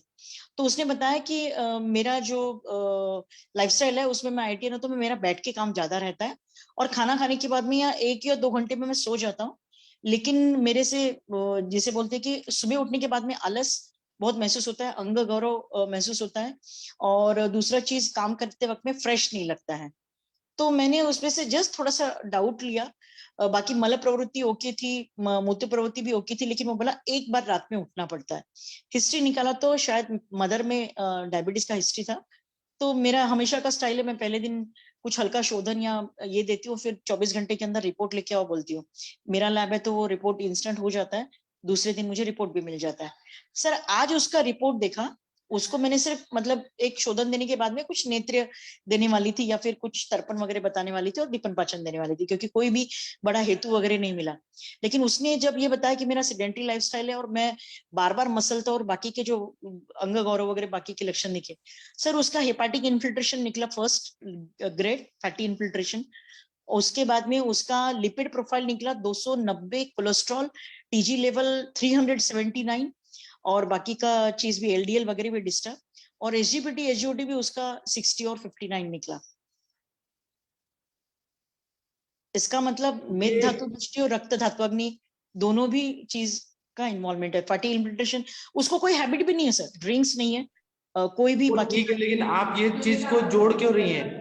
मतलब इसका कभी होता है क्या, हेपेटिक को संप्राप्ति हुई है पैथोलॉजी और उसका इफेक्ट आईज पे आता है क्या डायरेक्ट? नहीं सर ऐसे नहीं आता है, लेकिन उसका आंखें मसल रहा था इसलिए इन्फ्लेमेशन हुआ था, आंखें मसल रहा था, दाह वगैरह कुछ नहीं था, इन्फ्लेमेशन हाँ, हुआ तो था, वो स्राव था, इन्फिल्ट्रेशन हुआ है, वो अलग संप्राप्ति है यहाँ हाँ, पर, ये अलग संप्राप्ति है, तो आपको उसकी चिकित्सा अलग देनी पड़ेगी। और आंखें मसल रहा था गंदे हाथ से, इसलिए कंडू आ रहा था, स्त्राव आ रहा था, वो अलग संप्राप्ति है, तो वहां पर वो हाइजीन मेंटेन करे, वो अलग ट्रीटमेंट रहेगा, ये अलग रहेगा, इसको जोड़िए मत ना। बराबर सर, वही मुझे पूछना था, क्योंकि मैं मेद और कफ पे, मेद और कफ पे कब रहता है और मज्जा पे कब रहता है? जब ग्रहणी कला दूषित होती है, और वो अलग बीमारी रहती है। कंडू जो है, कंडू जो है उसका डायरेक्ट इफेक्ट थोड़ा ना होता है, लीवर में कुछ हो रहा है तो उसका इफेक्ट आंखों के खुजली पे हो रहा है, ये तो लॉजिक नहीं समझ आ रहा। तो बाकी का कोई भी लक्षण उसने नहीं बताया, और कोई बात नहीं ना, हाथ से मसल रहा था, गंदे हाथ से मसलता है, वही कारण हो रहा है ना उसको कंडू आने का। और जो हिपेटिक इन्फिल्ट्रेशन हो रहा है वो अलग संप्राप्ति है, उसका अलग से चिकित्सा करिए, वो यकृत पे काम करिए आप। नहीं वो तो है सर, आएगा कल, अभी एक ही दिन है। लेकिन उसको कनेक्ट मत करिए, जो 2 संप्राप्ति अलग अलग नहीं सर, कनेक्ट नहीं कर रही हूँ। आज हमने जो अपान वायु और इसकी सारी चीजें पढ़ी थी ना, तो वो मेरे नहीं, लेकिन ये कभी ऐसे नहीं होता, दूसरे पेशेंट में भी नहीं होता। सिद्धांत वो बताता है जो कॉमन चीजें मिलती है एक दूसरे की, यहाँ अनकॉमन चीजें हैं वो मिलती नहीं है, वही इससे पूछा। ठीक है, ठीक है। और कौन बताएगा, और कोई केसेस बताए कृपया। मैंने 2 लोगों को को होस्ट बनाए, थोड़ा देर संभालिए, मेरे पेशेंट हैं थोड़ा। डॉक्टर प्रमोद कुमार जी, आप कुछ केस बता रहे थे। डॉक्टर प्रमोद कुमार जी, डॉक्टर प्रमोद कुमार जी, आप व्हाट्सएप ग्रुप पे कुछ केस बता रहे थे, शायद सुन पा रहे हैं कि नहीं पता नहीं। डॉक्टर प्रमोद कुमार जी, कोई नए लोग आइए, थोड़ा बताइए अपना केसेस। डॉक्टर भारती जी,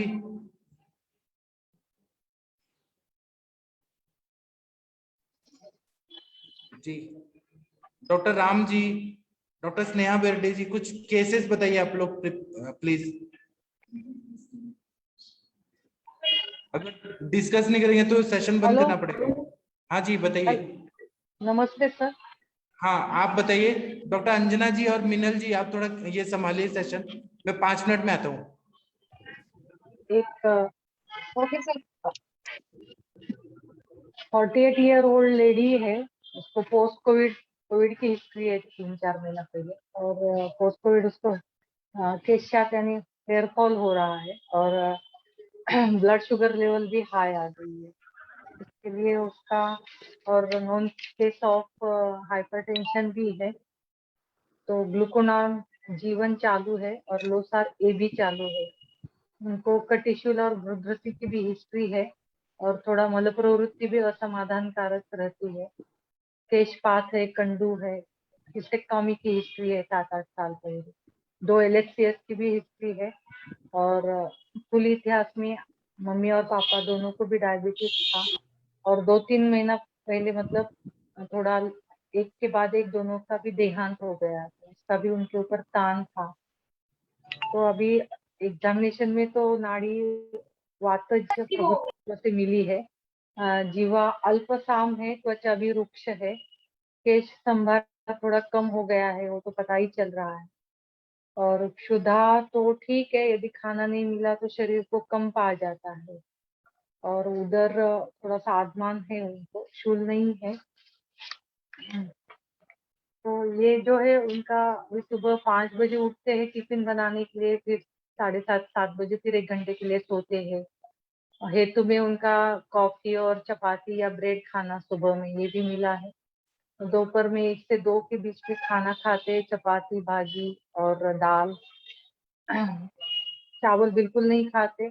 4 बजे फिर 1 कप कॉफी पीते हैं, 9:30 बजे फिर खाना खाते हैं, यही दोपहर जैसा। तो ये हेतु भी है, जैसे रसक्षय तो है उनमें, क्योंकि मेंटल इश्यूज भी, जैसे डेथ हो गई है और कोरोना का भी उनका इतिहास मिला है, तो रसदुष्टि भी है। वैसे तो भूख तो लगती है उनको, तो ये केस में वैसे मैंने तो सोचा है विपन पाचन और अनुलोमन, फिर बृहन चिकित्सा भी, जैसे अस्थि धातु के ऊपर, या फिर पहले तो जीर्ण ज्वर के अनुसार, क्योंकि वो बिल्कुल घी नहीं खाते हैं, तो जीर्ण ज्वर में जैसे गिलोय का भी मैं वापस मतलब यूज करना सोच रही हूँ। तो वैद्यगण सभी आप लोग और थोड़ा गाइड कीजिए। मेरे ख्याल से तो ड्रग ऑफ चॉइस गिलोय रहेगा यहाँ पे। सुन पा रहे हैं? Hello hello. जी मैम, जी मैम। हाँ हाँ हाँ मैम सुन रहे थे। तो कहिए। कोई बता रहे हैं इनको? आप बताइए सर, आप बताइए। हाँ, त्यागी सर डॉक्टर आप संजय बताइए। त्यागी बोल रहा हूँ। जी हाँ जी, सर। नमस्कार। नमस्कार सर, देखो, नमस्कार। हाँ, ये ना पोस्ट कोविड के बाद हेयर फॉल एक कॉमन प्रॉब्लम हाँ निकल के आई है हाँ ना? हाँ कारण हाँ, क्या है? और कोविड डायबिटीज में भी हो गई है उनको। तो सारी सप्त धातुएं जो ना इसमें सभी पे इफेक्ट होता है, तो आप इस पे रस से दीपन पाचन करके और वृहन चिकित्सा कीजिए इसको। हाँ हाँ तो नर्सिंग चूर्ण भी दे सकते हैं इसमें आप इसको मॉर्निंग इवनिंग दूध के साथ, ठीक है ना? हाँ और आप इसमें सप्तामृत लौह का प्रयोग कर सकते हैं आप इसमें। अब डायबिटीज कितना है उनको, शुगर वो तो लेवल्स क्या उनको है? बहुत ज्यादा नहीं होगी, वो तो रिपोर्ट लेके नहीं आए थे।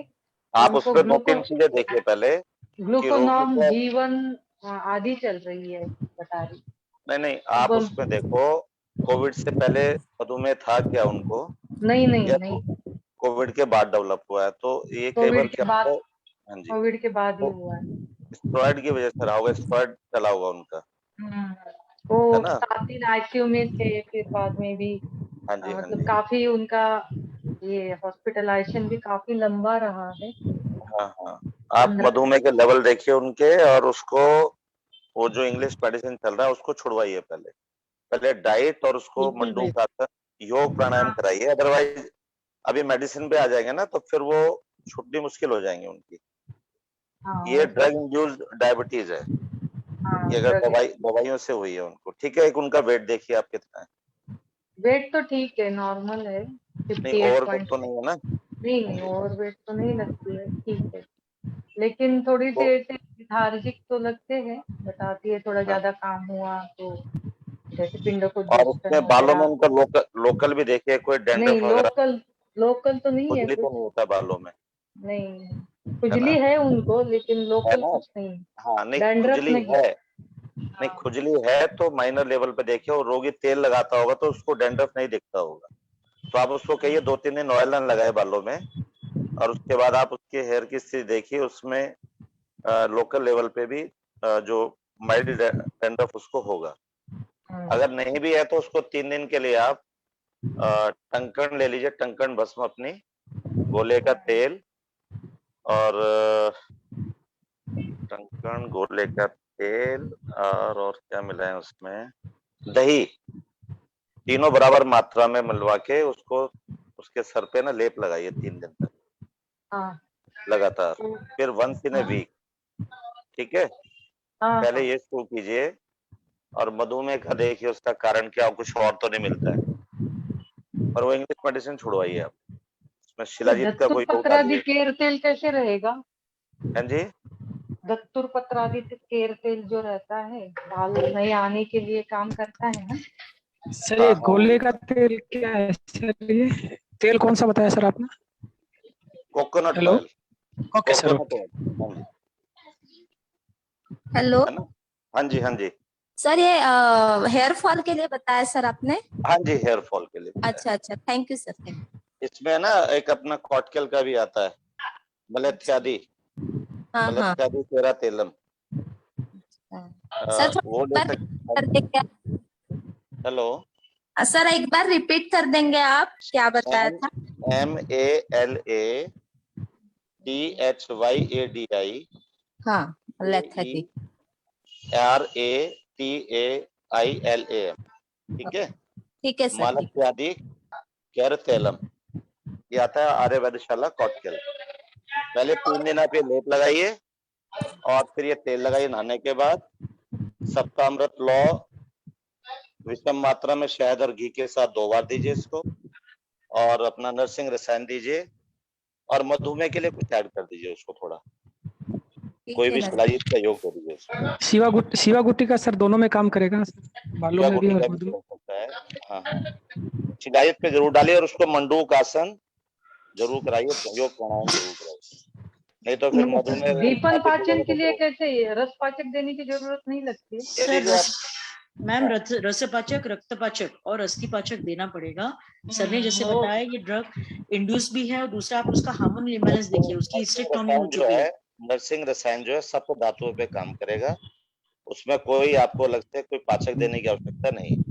सर उसको ऑस्टियोपोरोसिस बहुत सीवियर होगा सर, बिकॉज हिस्टेक्टोमी भी हुआ है। धातुओं का पोषण करेगा, नरसिंह रसायन के बारे में आप पढ़िए, फिर आपको किसी धातु पाचक की आवश्यकता नहीं, वो इतने गुणों विदिन 7 डेज रिजल्ट मिलेगा। अच्छा, दूध के साथ सुबह शाम देना है? हाँ जी, दूध में मिला के दीजिए, गौदूध लीजिए, उसको 3 मिनट डालिए उसमें, अगर डालना हो तो मिश्री डाल दीजिएगा उसमें, धागे वाली। चूर्ण, दूध और मिश्री भी इसलिए नहीं डालना उसको अभी, कि डायबिटीज है तो आप डायबिटीज है, आप के दूध में, और ज्यादा डायबिटीज हो तो फिर नरसिंह रसायन भी नहीं देना, उसके लिए चूर्ण दे देना, चूर्ण आता है बाजार, नरसिंह का चूर्ण, वो अब या बना करके वैसे। ये एलोपैथिक में बता रहे थे, बता रहा हूँ सर, इसको देने के साथ है ना, once in a week triphala लेकर के, त्रिफला भी इतने वो बच्चा नहाने के लिए जाए उसको वो त्रिफले का पेस्ट बना ले, और 15 मिनट सर पे रहने पर उसको लगा जाके धो दे बाथरूम पे नहाने से पहले, ये भी लगाओ। तो विद इन 10 डेज 7 डेज में उसको इफेक्ट मिलने लगेगा पेशेंट। सर ये हेलो हाँ जी मैडम बोलिए। सर नमस्ते सर, ये क्या बताया आपने, अम्ल इत्यादि क्या बताया ये तेल का नाम? मालत्यादि क्या आता है मैडम? सॉरी, मालत्यादि केर तेलम। मालत्यादि, okay okay okay, thank you sir, thank you, मालत्यादि। और सर दूसरा मैं ये पूछ रही थी, जो आपने नर्सिंग रसायन जो बताया है, तो सर इसको क्या रसायन काल में देंगे अपन? हाँ रसायन काल में दीजिए तो बहुत अच्छा रहेगा। और तो बीडी में देना सर, दोनों समय? हाँ दोनों समय, ओके दोनों समय फीके दूध में देना उसको, पेशेंट को मधुमेह। सॉरी सर, किसके दूध में? फीका without sugar. Okay okay okay okay okay, ठीक है सर, ठीक है सर त्यागी सर, ये आपने जो ट्रीटमेंट बताया है ये ओनली एलोपैथी के लिए बताया गया या कोई और स्ट्रिक्ट है इसकी? सर ये अगर आपका डैंड्रफ है बालों में, डैंड्रफ की वजह से भी हेयर फॉल होता है, पर पोस्ट कोविड के बाद देखा गया रोगियों में कि सप्त धातुएं उनके जो है इफेक्ट हुई है, ठीक है ना, तो सारी धातुओं का पोषण करना है, तो यही लाइन ऑफ ट्रीटमेंट दिमाग में समझ के उसकी चिकित्सा करनी है, ठीक है ना, और इसमें रिजल्ट मिलेगा, आप करके देखिए उसको। सर एक और पूछना था थोड़ा। सर अभी जो छोटे बच्चे हैं 12 से 18 साल 20 साल के है, तो उनमें बहुत ज्यादा पालित्य देखने को मिल रहा सर, यानी हाँ, तो उनमें अपन क्या सोचेंगे सर, कैसे ट्रीटमेंट करेंगे, यानी बहुत ज्यादा व्हाइट हेयर्स हो गए हैं छोटे छोटे बच्चों के। अब उसका कारण क्या है कि अब उस पर आप डाइट पे जाइए बच्चों की, और उसमें क्या है, बच्चे आजकल चाउमीन खाते हैं, ठीक है ना, पित्तवर्धक, उसमें अजीनोमोटो डला हुआ होता है, मोमोज होते हैं, तो इस प्रकार की डाइट हटा करके पित्त शामक चिकित्सा करना, प्रवाल पंचामृत का प्रयोग कर सकते हैं आप उसमें, ठीक है ना, बच्चों में सप्तामृत लोहा दे सकते हैं कुछ देके, और रोगी का उसका बच्चे का देखना है, वेट कैसा है, ओवरऑल ग्रोथ कैसी है, उसकी डाइट कैसी है, ठीक है ना, मोबाइल पर ज्यादा प्रयोग तो नहीं करता है वो, रात को ज्यादा देर तक तो नहीं जाता है, वो सारे कारण निकाल के कारणों को दूर करना है और गहन चिकित्सा करना है। सर लेप के लिए क्या देंगे? आप ये लगाइए ना पहले 3 दिन, तो मैंने जो बताया आपको। अच्छा अच्छा अच्छा। अपना ये टंकण, हाँ, और अपना दही, हाँ, और शुद्ध गोले का तेल, वर्जिन ऑयल चाहिए प्योर, मतलब वैसा नहीं होना चाहिए, प्योर ऑयल होना चाहिए, हाँ, हाँ। और उसको आधा चम्मच वर्जिन ऑयल पिला भी सकते हैं आप, कोकोनट ऑयल। ये कितने देर लगा के रखना है? आधा घंटा। अच्छा, टंकन है तो कुछ ये तो नहीं होगा ना सर? नहीं, टंकण भस्म लोकल एप्लीकेशन के लिए देना ना मैडम, हाँ हाँ हाँ। तो उसमें मिलाइए गोला का तेल, दही में मिलाइए उसको आप। अच्छा अच्छा, ठीक है ना सर, ठीक है, आप थैंक इसको यू। प्रयोग कीजिए, बिल्कुल रिजल्ट मिलेगा। हाँ सर, थैंक यू। सर नमस्कार, खोपरे का तेल कोई सा स्पेशल कंपनी का हो सकता है? देखो आप निकलवा लीजिए, या पतंजलि का भी आता है, बाबा रामदेव जी का। अच्छा अच्छा, ठीक सर, धन्यवाद। वर्जिन ऑयल इनको दिया। हेलो सर, हेलो, हाँ सर, ये नर्सिंग रसायन चूर्ण किस किस कंपनी का आता है? सर आर्यवैद्यशाला कॉटकेल भी बनाती है, हम तो खुद ही बनाते हैं अपना। अच्छा अच्छा, आर्यवैद्यशाला कॉटकेल का भी है। और नार्थ में किस कंपनी का था वो सर? हाँ प्रणाम ग्रोवर सर, नमस्कार। त्यागी सर, इसमें टंकन भस्म कितना डालना सर? बराबर सम मात्रा लेना सर तीनों को। टंकन भस्म ज्यादा नहीं हो जाएगी सर? सर लगानी है ना आपने करना क्या है उसका, मतलब 10-20 ग्राम टंकन भस्म ले ले और उतनी दही सर ले ले। वो आप बाल छोटे कराइए रोगी के, ठीक है, और जड़ों में लगवाना है, बहुत ज्यादा मसाज नहीं करना उसको। ठीक है सर, लेप करना मतलब। हेयर फॉल हो रहा होता है, रूट से ही टूटते हैं बाल उनके, ठीक है ना, आप लगा के उसको आधे घंटे के लिए छोड़ दीजिए। ठीक है सर। ये अंदर से अभ्यंतर चिकित्सा जारी रखिए। उसके बाद शैम्पू कौन सा यूज करना है? टाइट करिए उसमें सारे जो वात पित्त वाले जो हैं, वातज और पित्तज जो बढ़ाते हैं वात और पित्त को, उस आहार को कम करिए, दूध घी बढ़ाइए उसका, गाय का घी, गोघृत शुरू कराइए उसको। टंकण तो सर एक क्षार है। हाँ जी, टंकण तो सर एक क्षार है। हाँ हाँ जी, क्षारी इफेक्ट होगा सर वहाँ पे। सर सुहागा होगा ना, सुहागे की भस्म हो गई। हाँ वो समझ, मतलब क्षार है सर, उस तरह का क्षार, मतलब मतलब अल्कलाइन उसका नेचर है। हाँ alkaline nature, yes yes yes, जी जी जी क्षार से दिमाग उधर चला गया। हाँ, जी जी जी, नहीं अल्कलाइन नेचर है सर। एल्कलाइन, 7.5 7 हाँ पॉइंट हाँ, समथिंग यस का जो यस, पीक राइट, वैल्यू है यू आर जी एब्सोल्युटली राइट, राइट, जी यस, जी। हाँ, एक्चुअली बहुत अच्छा काम मतलब जी सर, मैंने यूज किया क्षार सूत्र में सर जो है। है ना। अब पोस्ट कोविड तो बहुत इसलिए परेशान था मैं भी लोगों के हेयर फॉल से, जी जी तो जी। मेरे बेटे के भी टूट रहे थे, तो मैंने फिर अच्छा उस अच्छा पे आप लोगों से इधर उधर बात भी की, फिर यही जी दिमाग लगा कि ये चीजें चालू की तो रिजल्ट मिला। जी जी और मेरे पेशेंट जितने आ रहे हैं सबको नर्सिंग रसायन चल रहा है। हमने अपने ही पाउडर बनाया हुआ है, या तो वो दे देते हैं पाउडर जो आराम से कंज्यूम कर लेता है, तो इसका अवलेह के रूप में आता है इसका आर्यवैधशाला कॉकटेल का। सर आप जी जी बताइए एक बार कैसे बनाते हैं नर्सिंग रसायन? हम तो मैडम वो जो शास्त्रोक्त है ना उसको सब हमारे यहाँ, मेरे यहाँ पूरे बच्चे रहते हैं, सब सब लिख के पर्चियां रहती हैं उनको, सब इंग्रेडिएंट हमारे पास होते हैं, हम खुद ही पाउडर पीस पीस के सब बना देते हैं, तैयार कर देते हैं। अच्छा हाँ जी। ठीक है सर। सर सर फिर ये टंकण जी सर, टंकण की विशेषता और है सर जो है, शायद आप जानते हो, कोई क्यों भी जितने भी क्षार हैं वो एयर के कांटेक्ट में आते हैं तो मॉइस्चर पकड़ लेते हैं सर। पर टंकण क्षार की और जो क्षार हैं अपामार क्षार वगैरह हैं वो सब मॉइस्चर के संपर्क में आते हैं, तो मतलब वो जो एयर के संपर्क में आते हैं तो मॉइस्चर पकड़ लेते हैं। पर टंकण क्षार ही ऐसा है जो अगर एयर के संपर्क में आता है तो ड्राई हो जाता है। राइट राइट राइट, बिल्कुल ठीक है। सर ये नारसिंह चूर्ण देंगे तो ये किसके साथ, दूध के साथ देना है? हाँ जी, यस। Thank you sir. इसके सब नस्का दे नर्सिंग सकते की क्या डोज सर? कितनी रहेगी? सर आवाज कट रही है आपकी। सब नर्सिंग रसायन की डोज कितनी रहेगी? 3 ग्राम से 5 ग्राम। ठीक है सर। हाँ हेलो सर, नमस्कार। हाँ हेलो जी बोलिए सर।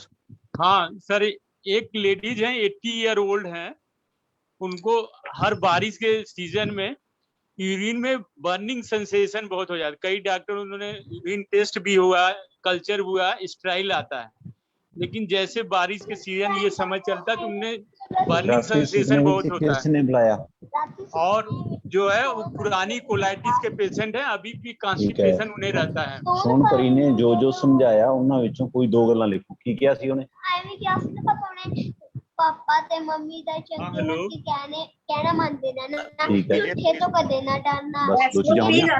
म्यूट हो कर गईਆਂ। अपने आप को। दो चीजां हो गईਆਂ, दो ही लिखणियां सी ते दो हो गईਆਂ, दोनों लिख दे बस।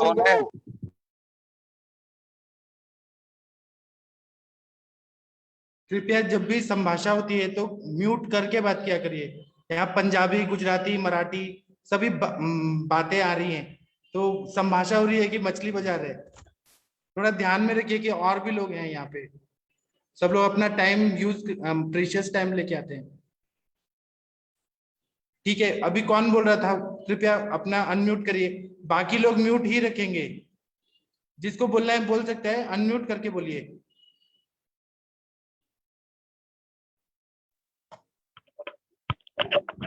हेलो जी पांडे जी बोलिए। हेलो। हाँ जी पांडे जी बोलिए। हाँ प्रणाम सर। हाँ प्रणाम, बताइए। मैं पहली बार ये आयुष डॉक्टर में मैं ज्वाइनिंग लिया हूँ। हाँ। और बहुत अच्छा लग रहा है। और मैं बहुत भटक गया था जी अपने क्षेत्र से, लेकिन अब मैं, क्योंकि मैं पोस्टेड हूँ सरकारी अस्पताल में और बहुत ही लिमिटेड मेडिसिन रहता है, सब एलोपैथी रहते हैं, लेकिन अब मैं आयुष दर्पण के डेली और मुझे बहुत ज्ञान मिल रही है। और बहुत बहुत धन्यवाद, इस श्रेष्ठ गुरुजन इसमें जुड़े हुए हैं। अच्छा लग रहा है। एक मार्गदर्शन हमें दिया जाए सर। एक 1.5 साल का बच्चा है, उसका नॉर्मल डिलीवरी हुआ था और 4-5 मंथ बाद उसका अम्बिलिकल हर्निया हो गया था। जी। उस अम्बिलिकल हर्निया होने, वो तो ठीक हो गया, वो हेमोपैथ में कुछ मेडिसिन वगैरह लिया था और कुछ नहीं, हेमोपैथ से ही ठीक हो गया। लेकिन उसके बाद से उसका सीवियर कंस्टिपेशन है, स्टोनी हार्ड स्टूल पास करता है, बहुत पेनफुल भी रहता है, कभी कभी ब्लड भी आ जाता है, जो रेडनेस लगता है कि थोड़ा थोड़ा लगता है, तो उसको क्या किया जा सकता है सर? उनको अगर बच्चा 1.5 साल का है ना, तो उनके जी जो जी खाने पीने में एरंड तेल डाल के फिर दे दीजिए। एरंड तेल से बहुत अच्छा फायदा होगा। एरंड तेल की मात्रा कितनी रहेगी बच्चे में? 1 चम्मच रात को रोज। लेकिन दूसरा क्या होता है कि बस्ती अगर पॉसिबल है 10-20 ml सिरिंज से कैथेटर लगा के और बस्ती दे दीजिए। एरंड तेल का अगर तेल का बस्ती देंगे ना तो वो सॉफ्ट हो जाएगा और फिर होगा। पहले तो एरंड तेल का ट्राई करिए, अगर वो उससे नहीं होता है तो बस्ती देना सही रहेगा। एरंड और तेल का दूध में डालकर वो पी रहा है बच्चा, तब भी वो हाँ तो भी नहीं हो रहा क्या? नहीं हो पा रहा है। तो सर बस्ती दे दीजिए ना तेल का। थोड़ा सा शुंठी का चूर्ण भी डाला गया है ताकि उसका वो भूख भी सही है अच्छा है, आपका। डिमांड क्योंकि डिमांड करता है, वो खाने के लिए रोता भी है, हमें चाहिए, उस तरह से हरकत करता है, वो खाता पीता सब है, उसका भूख भी अच्छी है, लेकिन वो स्टूल बहुत ही हार्ड करता है, वो रोता है काफी। तो खाने में घी का प्रमाण रखना चाहिए। अब माता का दूध पीता है क्या? नहीं, हाँ, ये माता का वो दूध बहुत कम पिया था, वो डिब्बा बंद दूध में ही डिपेंडेंट। तो फिर जो दूध पिलाते हैं ना बाहर का, उसमें थोड़ा पानी मिला के पिलाइए। दूध का शायद प्रॉब्लम है, गाढ़ा दूध है जो वो पचा नहीं पा रहे। और बच्चे को ना थोड़ा दीपन पाचन कुछ दवाई दीजिए, जैसे लवण भास्कर दूध दीजिए। लवण भास्कर चूर्ण और दूध में थोड़ा गैप रहना चाहिए। हिंगवाष्टक चूर्ण दीजिए, लवण भास्कर, मतलब अग्नि को प्रदीप्त करना है हमें और वायु अनुलोमित हो, उस तरह की चिकित्सा में एरंड तेल अच्छा है, या तेल का बस्ती दीजिए। और नहीं तो अरविंद दासव करके एक दवाई आता है, वो 1-1 2-2 चम्मच पिला दीजिए, तो उससे अग्नि अच्छा हो जाएगा। क्या सर? अरविंद दासव करके मालूम है दवाई? हाँ सर, हाँ सर, अरविंद दासव। बच्चों के लिए रहता है, या कुमारी दासव करके रहता है बच्चों का, जी वो दीजिए, फिर बताइएगा कैसा रिजल्ट आ रहा है। सर वो दीपन पाचन के लिए क्या ये आरोग्यवर्धनी का यूज कर किया जा सकता है बच्चे में? 100% कर सकते हैं। आरोग्यवर्धनी दे दीजिए 1-1 गोली सुबह शाम। दूध में डालकर दिया जा सकता है ना सर, घोलकर? दूध में तो कड़वा लगेगा पूरा, कुटकी और नीम है, दूध से उल्टी कर देगा। उसको आप शहद के साथ दे के फिर दूध दे दीजिए। अच्छा अच्छा, बहुत बहुत धन्यवाद सर, बहुत अच्छा लगा सर। सर इसमें बोलूं कुछ सर? हाँ बोलिए सर, बोलिए। हाँ सर, इसके अंदर जो अम्बिलिकल हार्निया होता है ना, सिर्फ जो अपने आप हट जाता है, तो आंत पे आंत चढ़ जाती है, इंटुस्पेशन बोलते हैं उसके अंदर बच्चों का क्या है, स्टूल बहुत हार्ड आता है, और जो दूध की मात्रा है ना वो क्या है कि कम करनी चाहिए। केवल दूध पे रहता है ना बच्चा, तो उसके अंदर भी क्या है, लैट्रिन बहुत ज्यादा, स्टूल बहुत हार्ड हो जाता है। और एक इनका एक सोनोग्राफी भी करवा के देख लीजिए सर, कहीं आंत पे आंत चढ़ी रहती है ना, जब बच्चे के लैट्रिन के साथ में खून भी आ जाता है और लैट्रिन करते वक्त बच्चा बहुत ज्यादा पेनफुल फील करता है। एक यूएसजी और करवानी चाहिए आप इस बच्चे की। अच्छा, ठीक है जी। इंटरसेप्शन बोलते हैं इसको जी। जी जी जी। इसमें कुछ मैं ऐड करना चाह रहा हूँ सर। हेलो जी जी जी सर, जी पहले डॉक्टर साहब ने बोला जो, तो उसको तो आप रूल आउट करिए ही, और साथ में अगर बच्चा जो है लैट्रिन करते समय रोता है या लैट्रिन जाने से उसको डर लगता है, तो एक बार जो एनल फिशर के लिए भी आप चेक कर लीजिए। अगर उसको एनल फिशर होगा तो बच्चा जो है लैट्रिन जाना नहीं चाहेगा, और लैट्रिन जाएगा तो उसको पेन होगा और जलन होगी। तो थोड़ा सा आप एग्जामिन कर लीजिए। और अगर एनल फिशर मिलता है तो उसमें आप जो है 5 ml जात्यादी तेल जो है लैट्रिन जाने के पहले बच्चे के जो है गुदा में, रेक्टम में आप प्लेन रबर कैथेटर के थ्रू डाल दें, तो बच्चे को आराम से लैट्रिन हो जाएगी। जी जी। और इसके बाद लैट्रिन से लौटने के बाद भी फिर आप तेल डाल दीजिए और उसको हार्ट से बात भी दिलवाइए, ठीक है। इसको भी थोड़ा सा आप इसको रूल आउट करिएगा। ठीक है, बाकी सर ने जो बताया जी। ठीक है, बहुत बहुत धन्यवाद। और किसी को कोई केस बताना है तो बता सकता है। हाँ सर प्रणाम, मैं पद्माकर बोल रहा हूँ लखनऊ से। हाँ सर प्रणाम सर, कैसे हैं सर? बढ़िया सर, फर्स्ट क्लास है सर। मेरा एक केस है, उनकी एज करीब, हाँ जी 80 ईयर ओल्ड है। हाँ जी, हाँ हेलो, 80 ईयर ओल्ड है सर, और उनको जो है हर बारिश के सीजन में यूटीआई इन्फेक्शन, बर्निंग सेंसेशन होने लगे, लेकिन कोई इन्फेक्शन हमने कल्चर करा लिया, यूरिन का टेस्ट, और कोई इन्फेक्शन नहीं रहता, जलन बहुत रहता है बस। और चंदनाशव ये सब चीजें दिया गया, सीबीडी चंद्रबाबा बटी भी दिया है, लेकिन लाभ नहीं मिला। Chronic patient of the colitis के जरूर हैं सर। इसमें सर मार्गदर्शन आप करते एज के आधार पे क्या दे सकते हैं? हाँ हेलो,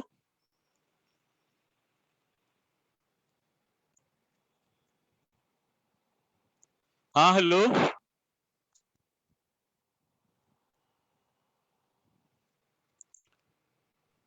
हाँ हेलो, बोलिए बोलिए। हाँ जी बोलिए, ऐसे शांत मत रहिए। रवि कुमार जी आप कुछ बताएंगे केस पे? सर थोड़ा सा बोलना चाहूंगा कि जो पैथोलॉजिस्ट होते हैं, अगर यूरिन में कॉलोनी काउंट 10,000 से नीचे आता है पर क्यूबिक मिलीमीटर, तो वो अक्सर जो है कल्चर को स्ट्राइल लिख देते हैं। तो जरा से इसको भी रूल आउट करना होगा कि हो सकता है लो ग्रेड इन्फेक्शन बना रह रहा हो उनको और वो परेशानी हो रही हो। बाकी सर आगे आप बोलना चाहें? मैं तो बोलता हूँ, लेकिन मैं चाहता हूँ कोई और भी बोले इस केस पे। नहीं सर, हमने तो मतलब एक चीज रूल आउट किया कि जो पैथोलॉजिस्ट लोग 10,000 क्यूबिक मिलीमीटर से कम रहता है कॉलोनी काउंट, तो वो उसको स्ट्राइल ही रिपोर्ट करते हैं। और हाँ जी, और पेशेंट को सिम्टम बना रहता है। इस चीज को भी थोड़ा। एज क्या बताई सर? एज क्या बताई थी? 80 ईयर ओल्ड है, 80 साल के करीब है मैडम। लेडी है सर? लेडी है? जी जी लेडीज है। हाँ सर, तो वो एक्चुअली वही है कि इस समय अगर हम अपने लेवल से देखते हैं तो हार्मोनल जो है सब उसमें कंप्रोमाइजिंग स्टेज हो जाती है। तो जो हमारा एक लेवल होता है स्पेशली लेडीज का, एस्ट्रोजेनिक लेवल, प्रोजेस्टेरोन लेवल, और जो एक म्यूकोजा होती है, वो जिस तरह से एक लेवल हार्मोनल लेवल से उसको एक कहना चाहिए कि हेल्थ मिलती है या वो थोड़ा सा उसको बचा के रखती है, तो इस एज तक आते आते 80 एज तक आते आते वो हेल्थ नहीं मिल पाती है।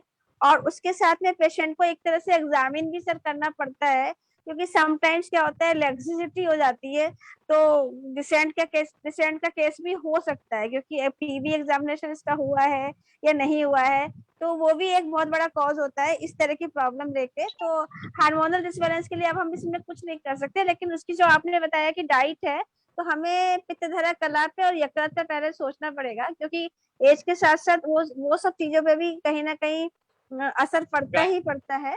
तो सबसे पहले जो ट्रीटमेंट आप दे रहे हैं उसमें मेरे हिसाब से तो जैसे जीरकदा रिस्ट वगैरह जो सिंपल ट्रीटमेंट है, या फिर उसके अलावा थोड़ा सा द्राक्षासन और इस तरह का थोड़ा उनको स्टार्ट करिए, खाने से पहले या खाने के बाद, जैसा उनको ठीक लगे।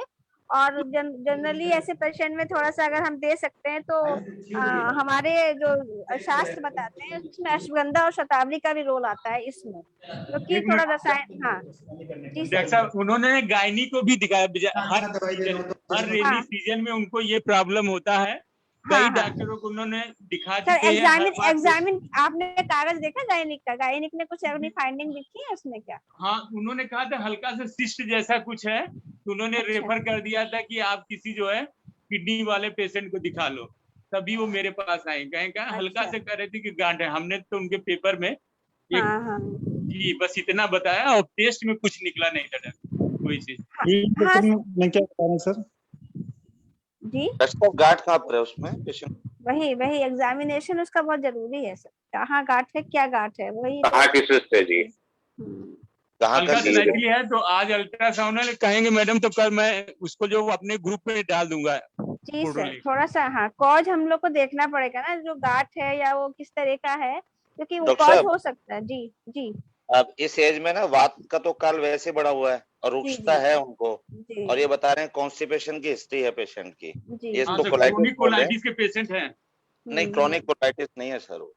अच्छा जी। हाँ, उनको मल कभी बना हुआ जाएगा, कभी हल्का जाएगा, ऐसा नहीं ना, रेगुलर कॉन्स्टिपेशन है उनको। जी जी, है ना, कब्ज रहता है। तो इसको कब्ज को हटाइए पहले। इसके लिए उनको एरंड का तेल अभी दीजिए लगभग 1 सप्ताह तक। पहले दिन दीजिए 20 ml, ठीक है, आधा कप दूध में मिला के रात को। और साथ में 1 चम्मच इसबगोल की भुस्सी जी, वो भी दूध से दीजिए। ये तो आप कीजिए, सिस्ट को रोल आउट कीजिए, ठीक है जी। और ये कीजिए साथ में थोड़ा फिर दीपन पांचन और पित्त शामक चिकित्सा, जैसे मैडम बोल रही थी अभी डॉक्टर साहब जिन जी, का जी, रिस्क हाँ। ले सकते हो आप उसमें, ठीक है ना। ठीक सर। जी ये करो, पहले उनका कब्ज को हटाइए पहले। ठीक सर। मोशन को वैसे ठीक कल करो। मैं जो है ग्रुप पे उनका अल्ट्रासाउंड और जो गायनिक दिखाएं वो रिपोर्ट मैं शेयर करता हूँ बस। जी सर। हाँ हाँ जी चलिए। ठीक। अच्छा, थैंक यू। ब्लैडर वाल की थिकनेस वगैरह क्या एक स्थिति मिनट। है? हेलो डॉक्टर जी, साहब, ब्लैडर वाल की थिकनेस वगैरह क्या स्थिति है? वो तो मैंने अभी नहीं देखा चूंकि वो अच्छा, लेटर यूएसजी अच्छा, ऐसे रिपोर्ट में आ जाएगा, यूएसजी रिपोर्ट जी में जी शेयर जी जी करेंगे तो आ जाएगा। अच्छा जी डॉक्टर जी। साहब ने डॉक्टर पाठक जी ने एक दवा इसरी आसो बताया था, वो क्या रिकमेंड कर सकते हैं क्या हाँ उनको? सर, वो बहुत भी अच्छा कर काम सकते हैं, करेगी। वो भी कर उसी सकते हैं, रात को। वो भी पित्त शामक है। हाँ जी। जी thank you thank you sir. Okay. Hello sir, प्रणाम। प्रणाम हेलो। सर, बोलिए सर। थोड़ा हाँ आप सर। जितेंद्र जी रुक जाइए, थोड़ा जितेंद्र जी रुक जाइए, जिन्होंने हैंड रेज किया उनके हाथे दुख रही है। जी डॉक्टर सर। वर्षा जी आप बोलिए please. Doctor Varsha Chauhan ji. Hello, नमस्ते सर। हाँ नमस्ते, बताइए। सर, एक केस का क्वेरी था मेरा। आप पूछिए। एक 8 साल की बच्ची है, उसको यूरिन इनकॉन्टिनेंस है। उसको मतलब हमेशा जल्दी रहती है यूरिन के लिए, वो कंट्रोल नहीं कर पा रही है। और जब भी वो हंसती है या खेलती है, उसको मतलब यूरिन थोड़ा सा भी हो जाता है, ड्रिपलिंग हो जाता है यूरिन का। उसको वो पता भी नहीं चलता। और कॉन्स्टिपेशन की हिस्ट्री है समटाइम्स। और हेतु में मुझे उसको कफ आहार ज्यादा मिला है और वेग धारण भी है। अभी ये इसको 2 साल से हो रहा है और अभी ये महीने में मूत्रवेग उसका धारण में ऐसा हो रहा है कि वायु का प्रकोप इतना ज्यादा है कि मसल्स का टोन जो है वो कम हो गया है, तो इसमें बस्ती देना पड़ेगा, बृहत्पाद चिंतामणि देना पड़ेगा, कारस्कर कल्प देना पड़ेगा और संज्ञा स्थापन गण की दवाइयां जैसे वचाचूर्ण रोज देना पड़ेगा। और दूसरा क्या है ना कि उसके गले में, सॉरी कमर में एक ऐसे वो जो कमर बंद आता था ना, वो बांध के एक सुपारी बांधने का, तो जैसे ही प्रेशर आएगा, सुपारी में प्रेशर आएगा तो उसको पता चल जाएगा। ओके। मैंने तो अभी चंद्रप्रभा, आमपाचक और लहसुन आदि स्टार्ट किया है 15 डेज से। हाँ, तो फिर क्या वो चालू रखो या बंद कर दूं फिर? वो देने से फायदा हो जाएगा। क्योंकि अगर ये नहीं कंट्रोल होता है तो बस्ती दीजिएगा, 10 to 20 ml भी दिया तो भी चलेगा। किससे देना पड़ेगा? शीरबला तेल दे दीजिए। और आपने उस दिन जो कल पढ़ाया था त्रिवंग भस्म, क्या वो बच्चों में दे सकते हैं? हाँ दे सकते हैं। उसकी मात्रा? आधा चिमुट, आधा चुटकी। और वो कितने दिन देना पड़ेगा? 1 फुट चुटकी, 3 महीना दीजिए।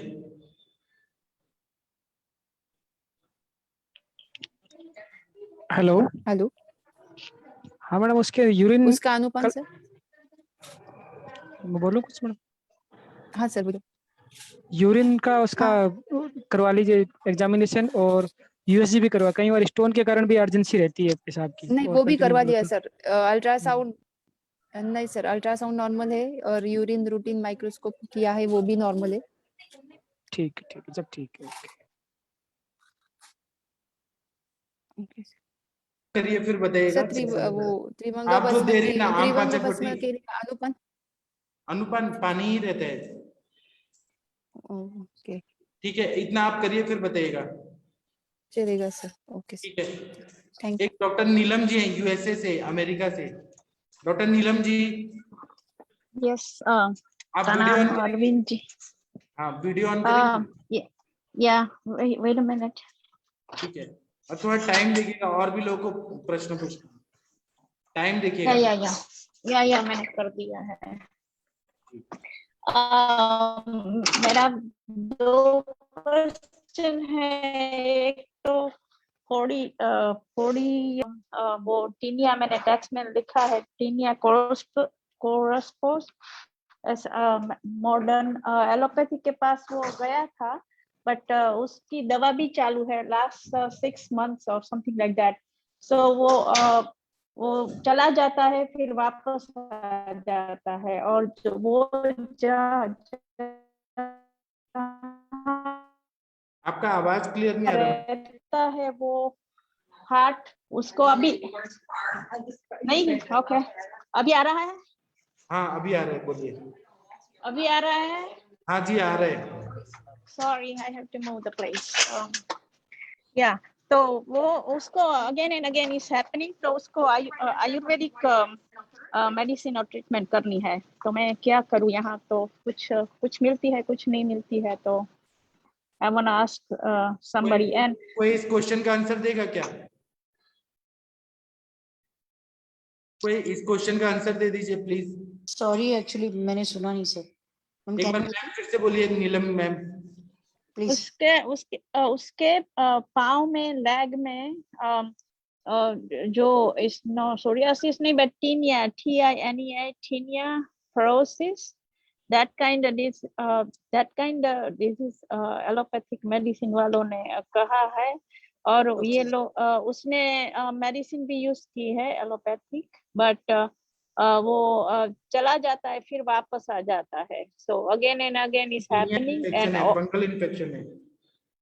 Yeah, fungal infection है, right? So he won't Ayurvedic treatment. Can you go Pardon for me? like symptom? What are the symptoms? If the itching is there, serious fluid is there, or only scaling is there? No, serious fluid is not that, but dry skin and itching and pain हो रहा है like that. Yeah. How is the defecation habit and his diet or the age of the patient? Like what are his activities? Because like that we can go very specifically. Otherwise, yes, ये 40-year-old है and वो IT में काम करता है, तो बैठने की जॉब है। Okay, age is 21. You said no, 40.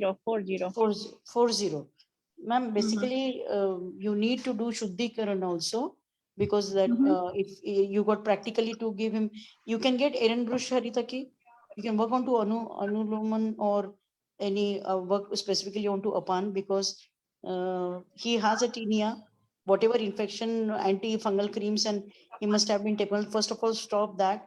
You can get oil like Karanja or any oil which can be used for Kushta. You can get over there easily. I don't know, but I will go see the Amazon or Banyan Karanj oil है और नहीं है, but otherwise regular coconut or olive oil वो सब No है, coconut, but I will no find olive oil. out.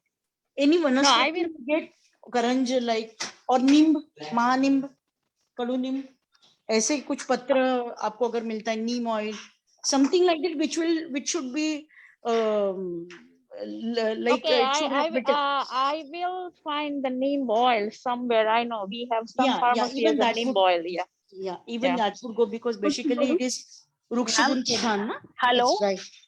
Yes. Ma'am, it's available on Amazon. Oh, Neem oil and yeah. Karanj oil, it's available on Amazon, so you can try. Oh, okay. I will tell him. He's living from me almost just like India, that far he's living, so he will get from the Amazon. Okay. I'm living in Washington DC. He's living in Arizona all the way. So okay. So वो neem oil or Karanj oil वो लगाना है 2-3 times a day like that. Yeah, 2 times at least. Then he should have proper defecation, proper intake of like whether he has a good pipasa, he can drink water. Just see that whether his factor is there, he is into AC all the time and having no Sweta Pravritti, means sweating is not there. Same about Vyam also, because there is Slotarot may be there into his room Randra. So you can just go for AKT. If you're getting AKT, it's okay. Otherwise, you can go for plain Trifla Google, or just means you should know is about other symptoms also, like whether he is Pitta Pradhan, whether it is Rukshata Yeah, Pradhan. I have to. I did not take a detailed history from him, so I will call him and take a detailed Instead history. of giving specific Vyadhi Pratyanik Chikitsa, it will be better like if you ask till that time, just say him to avoid his food habit, his lifestyle, his late night foods, his bakery and junk, avoid like this Nidan Parivarjan if you say, and go for a very lighter meal, proper meal, and with his vegetarian habit, because these people are many a time red meat eaters, which is very bad head to into this infection. So you can go for that Karanj, Neem, or any which is Tikta Rasatma will do well. But just see that he should have Abhyantar Pan also, because Ruksha. But basically, you take the detailed history only, whether we should go for Abhyantar Pan or So just like if I call him and it's like a kind of Pitta Prakruti, then can I use Dahi for the Snehan, or can he do the ghee? He can do Yes. some of take a ghee. If it is Pitta Pradhan, go for Grit, Siddha Grit. If it is Yeah. Vata Pradhan, go for oil. And if you see there is Kandu or something like Buddhist Kapadushti, so you see that there should be proper Shodhan, or you can use Madhu into this. But you take a history properly instead of going way. Yeah. Okay. And I have a quick other question. My son, he just got yesterday. It's not he tested, but the result will come tomorrow. He got all fever and cough and all symptom, body ache. So it's like corona. That's what I scare. So I don't know, whenever if he's come positive, I'm scared. Can I do anything? I just giving him a Tylenol here, and our Guduchi I have at my home, Guduchi, so I'm giving him that right now. It's just happened yesterday, and tomorrow test result will come. So yeah, any suggestion for that? It's my son. At present, he has any temperature or something like that, because Yeah, Guruji his is so good, but temperature 99.9 or 100. Yeah, why that's you're what he getting said. bothered? His saturation level is quite okay, na? He's not having other, or you find any upper respiratory, then go for Shwasahar Chikitsa or Kasahar Chikitsa if he has some symptoms like upper respiratory. He doesn't have any lower respiratory infection, na? No, not yet. Then don't worry, ma'am. Don't think about corona also.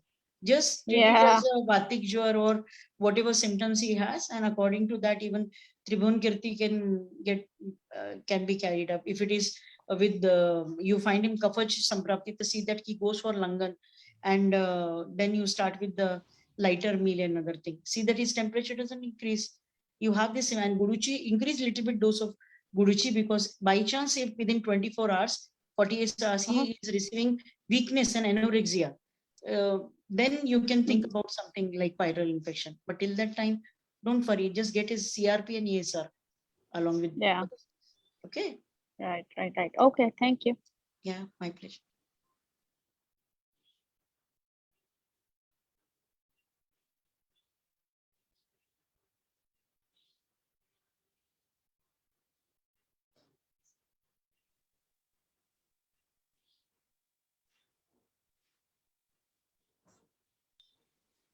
Next case कोई बताइए, है और 3 minute.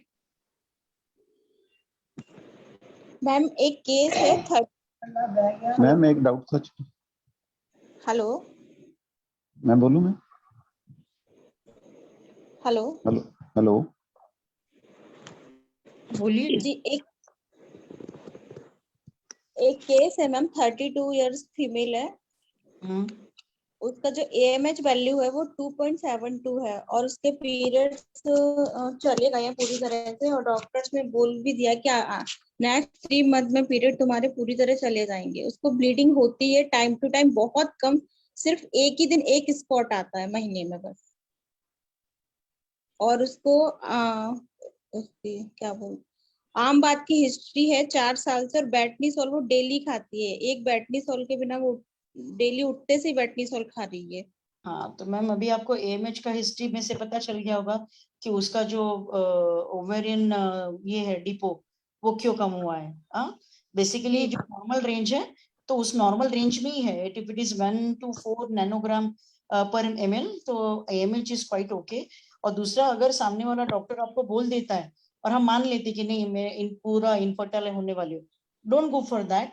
उसके पीछे ये देखिए कि patient को तकलीफ क्या है, रज प्रवृत्ति कैसी है, उसकी कंप्लेंट्स क्या है, उसका एज क्या है, फर्टाइल पीरियड है या क्या। और दूसरा, अगर वो बेटनीसोल ले रही है, she is undergoing steroid treatment, तो वो काफी हानिकारक है। तो आप उसको रिप्लेस करके आमवाद की चिकित्सा देके उसका बेटनीसोल बंद करा सकते हैं। तो वैसे जाइए, केस जो लेना है तो सी दैट कि you go for a very proper treatment, because you can save her with Ayurveda. और ऐसा कोई ये नहीं है कि suppose there is a depot, मेरे पास में AMH 0.7 0.5 के भी केसेस आते हैं, and I deal with them. तो ऐसा कोई ये नहीं बता सकता है कि आप पूरी तरह से इनफर्टाइल होने वाली है 2-3 महीना में। ठीक है, अभी ना एक केस और ले लेते हैं। अंजना अग्रवाल जी, आप कुछ बोलना चाहती है? डॉक्टर अंजना अग्रवाल जी, हाँ जी बताइए। मेरा ही केस चल रहा है, वो मैडम जो बता रहे हैं। अच्छा, आपका ही चल रहा है।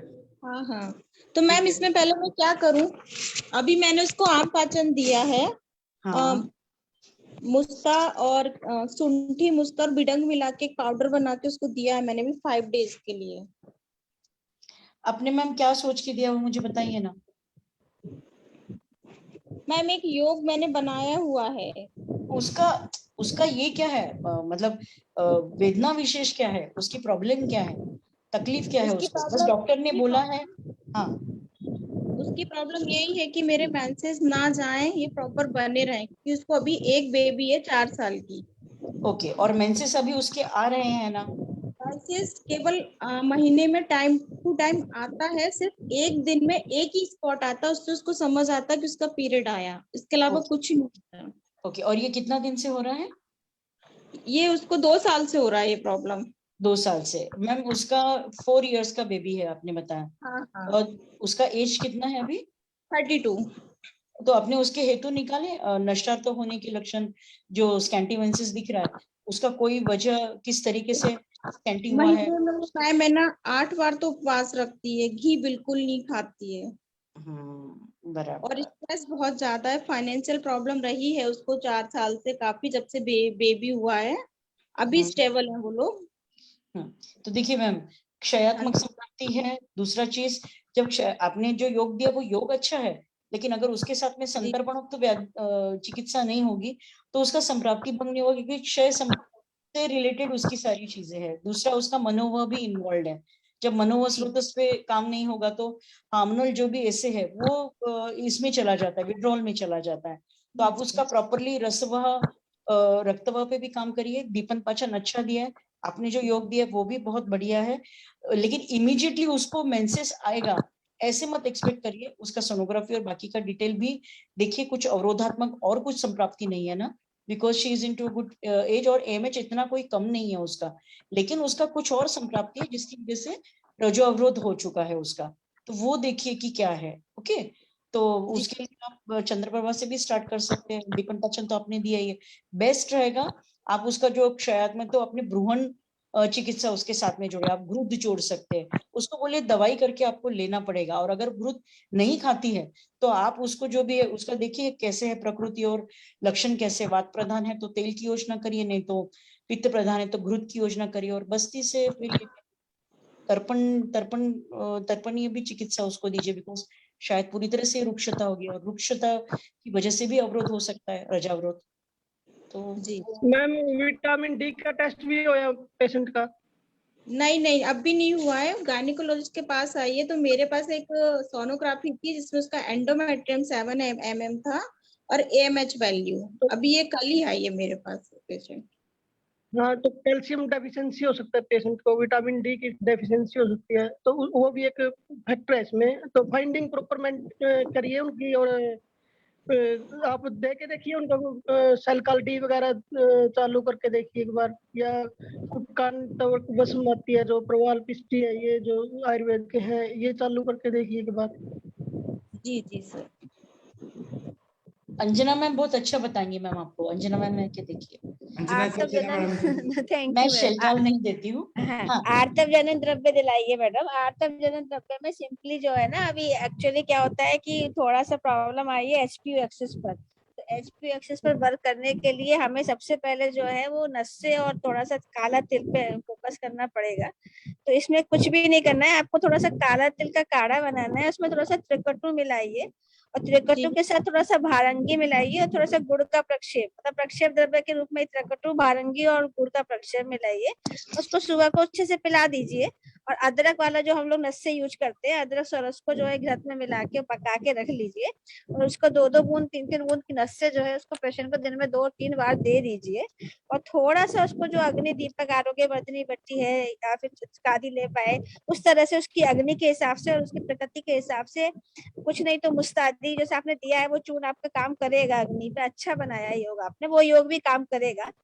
और साथ में थोड़ा सा क्रियानाशक आपको देना है जो कि मेध धातु को क्रिया करे। तो शिलाजतवादी लोहो या शिलाजतवादी बट्टी जो आती है हमारे पास बनी हुई, या फिर चंद्रभा बट्टी, और थोड़ा सा कुमारी आसव, या फिर जो है जीरकादरिष्ट, या फिर जो है थोड़ा सा जो है उस तरह से दाढ़ी माष्टक चूर्ण, दाढ़ी मादी मतलब दाड़िम का कुछ ना कुछ आपको देना पड़ेगा, अनार वगैरह का सेवन कराइए, ठीक हो जाएगी। डॉक्टर जी अंजना सर। जी, आवाज आ रही है डॉक्टर साहब? जी सर बताइए सर। जी सर। पेशेंट को आम बात है, ठीक है, हाँ जिसके लिए बैक्टीनिसोल डेली ले रही है पेशेंट, जब तक हम्म। नहीं हटेंगे तो उसका ये आर्थव की प्रॉब्लम ठीक नहीं होगी, एमएच वैल्यू नहीं बंद बढ़ेगा। करना, हाँ हाँ। पहले तो आम चिकित्सा के साथ साथ ये सब चीजें को कोरिलेट, जब ऐसे संतृप्ति बनेगी, अरे आप करेंगे तो पेशेंट को 1% भी आराम नहीं मिलेगा। नहीं सर, हमें दोनों पे बात काम करना है ना, हमें आम पर भी काम करना है और हमें क्या कहते हैं पित्त पर भी काम करना है। हाँ, तभी हमने यानी कहा कि वो डॉक्टर साहब बता रहे हैं कि बिना बैक्टीनिसोल के वो खड़ी नहीं हो पाती। हाँ सर, तो हम as a Ayurvedic doctor, as a, क्योंकि इन्होंने गायनेकोलॉजिस्ट की तरह पूछा, और एज ए आयुर्वेदिक डॉक्टर आम बात के लिए तो हमारे पास बहुत ज्यादा चिकित्सा है। सबसे तो पहले आम बात के साथ साथ चिकित्सा के साथ साथ आप एमएच बढ़ाने के लिए महानारायण को शुरू कराइए, वैश्वनाथ चूर्ण कराइए, आप जो गुड़ बता रहे हैं उसका काढ़ा कीजिए और रज प्रवर्तनी बढ़ी, पर आम बात करेंगे ठीक पहले जब ये प्रॉब्लम ठीक हो। हाँ, स्टेरॉइड पे तो स्टेरॉइड को टेपरिंग करना पड़ेगा, धीरे धीरे स्टेरॉइड कम होगा, ऐसे एकदम स्टेरॉइड कम नहीं होगा, टेपरिंग पे जाएगी स्टेरॉइड, और उसके बाद प्रॉपर आम बात की चिकित्सा पे पेशेंट को लेना पड़ेगा और देख रेख में रखना पड़ेगा। सबसे अच्छा रहेगा कि जैसे सर बताते हैं, नमक वाली जो पोटली होती है, नमक की पोटली बना के उससे जो है धीरे धीरे सिकाई कराना शुरू करें, या फिर उसके बाद जैसे हम लोग जो उसको देते हैं उष्ण जो देते हैं, बिना जो है कहना चाहिए कि जो मतलब रूक्ष स्नेहन और रूक्ष स्वेदन कराएं उस पेशेंट को, धीरे धीरे उस पर गुग्गुल वगैरह थोड़ा सा उसको चलाना पड़ेगा हम लोग को, लेकिन उसके लिए प्रॉपरली ट्रीटमेंट होगा। लेकिन जो आर्तव जनन है, आर्तव जनन का यही है कि आपको आर्तव जनन द्रव्य के साथ साथ स्टेरॉइड पे फोकस करना ही पड़ेगा और अग्नि दीपन द्रव्य देना ही पड़ेगा, आम का पाचन करना ही पड़ेगा। और बात के लिए तो आप यहाँ वही है, आम बात है तो आम बात वस्ती का भी प्रयोग कर सकते हैं डॉक्टर साहब। हाँ आम बात कर सकते बैक्टीनिसोल का तो साइड इफेक्ट है ये अपना, हाँ पक्का 100%। मैम एमएच 2 है ना इनका? 2.7 है मैम। एएमएच रिजर्व है तो ओके है ना फर्स्ट बेबी के बाद में? हाँ वो तो है मैम, लेकिन स्टेरॉइड जब इनको एक्सेसिव स्टेरॉइड मिल रहा है तो हार्मोनल डिसबैलेंस उसी के कारण हो रहा है, कोलेस्ट्रॉल मेटाबॉलिज्म सब डिस्टर्ब हो जा रही है। सब एज कितना है इनका पेशेंट का? 32। 32 तो 2.3 प्लस रहना चाहिए इनका, वो जो नैनोग्राम पर एमएल इनका जो है वो एएमएच।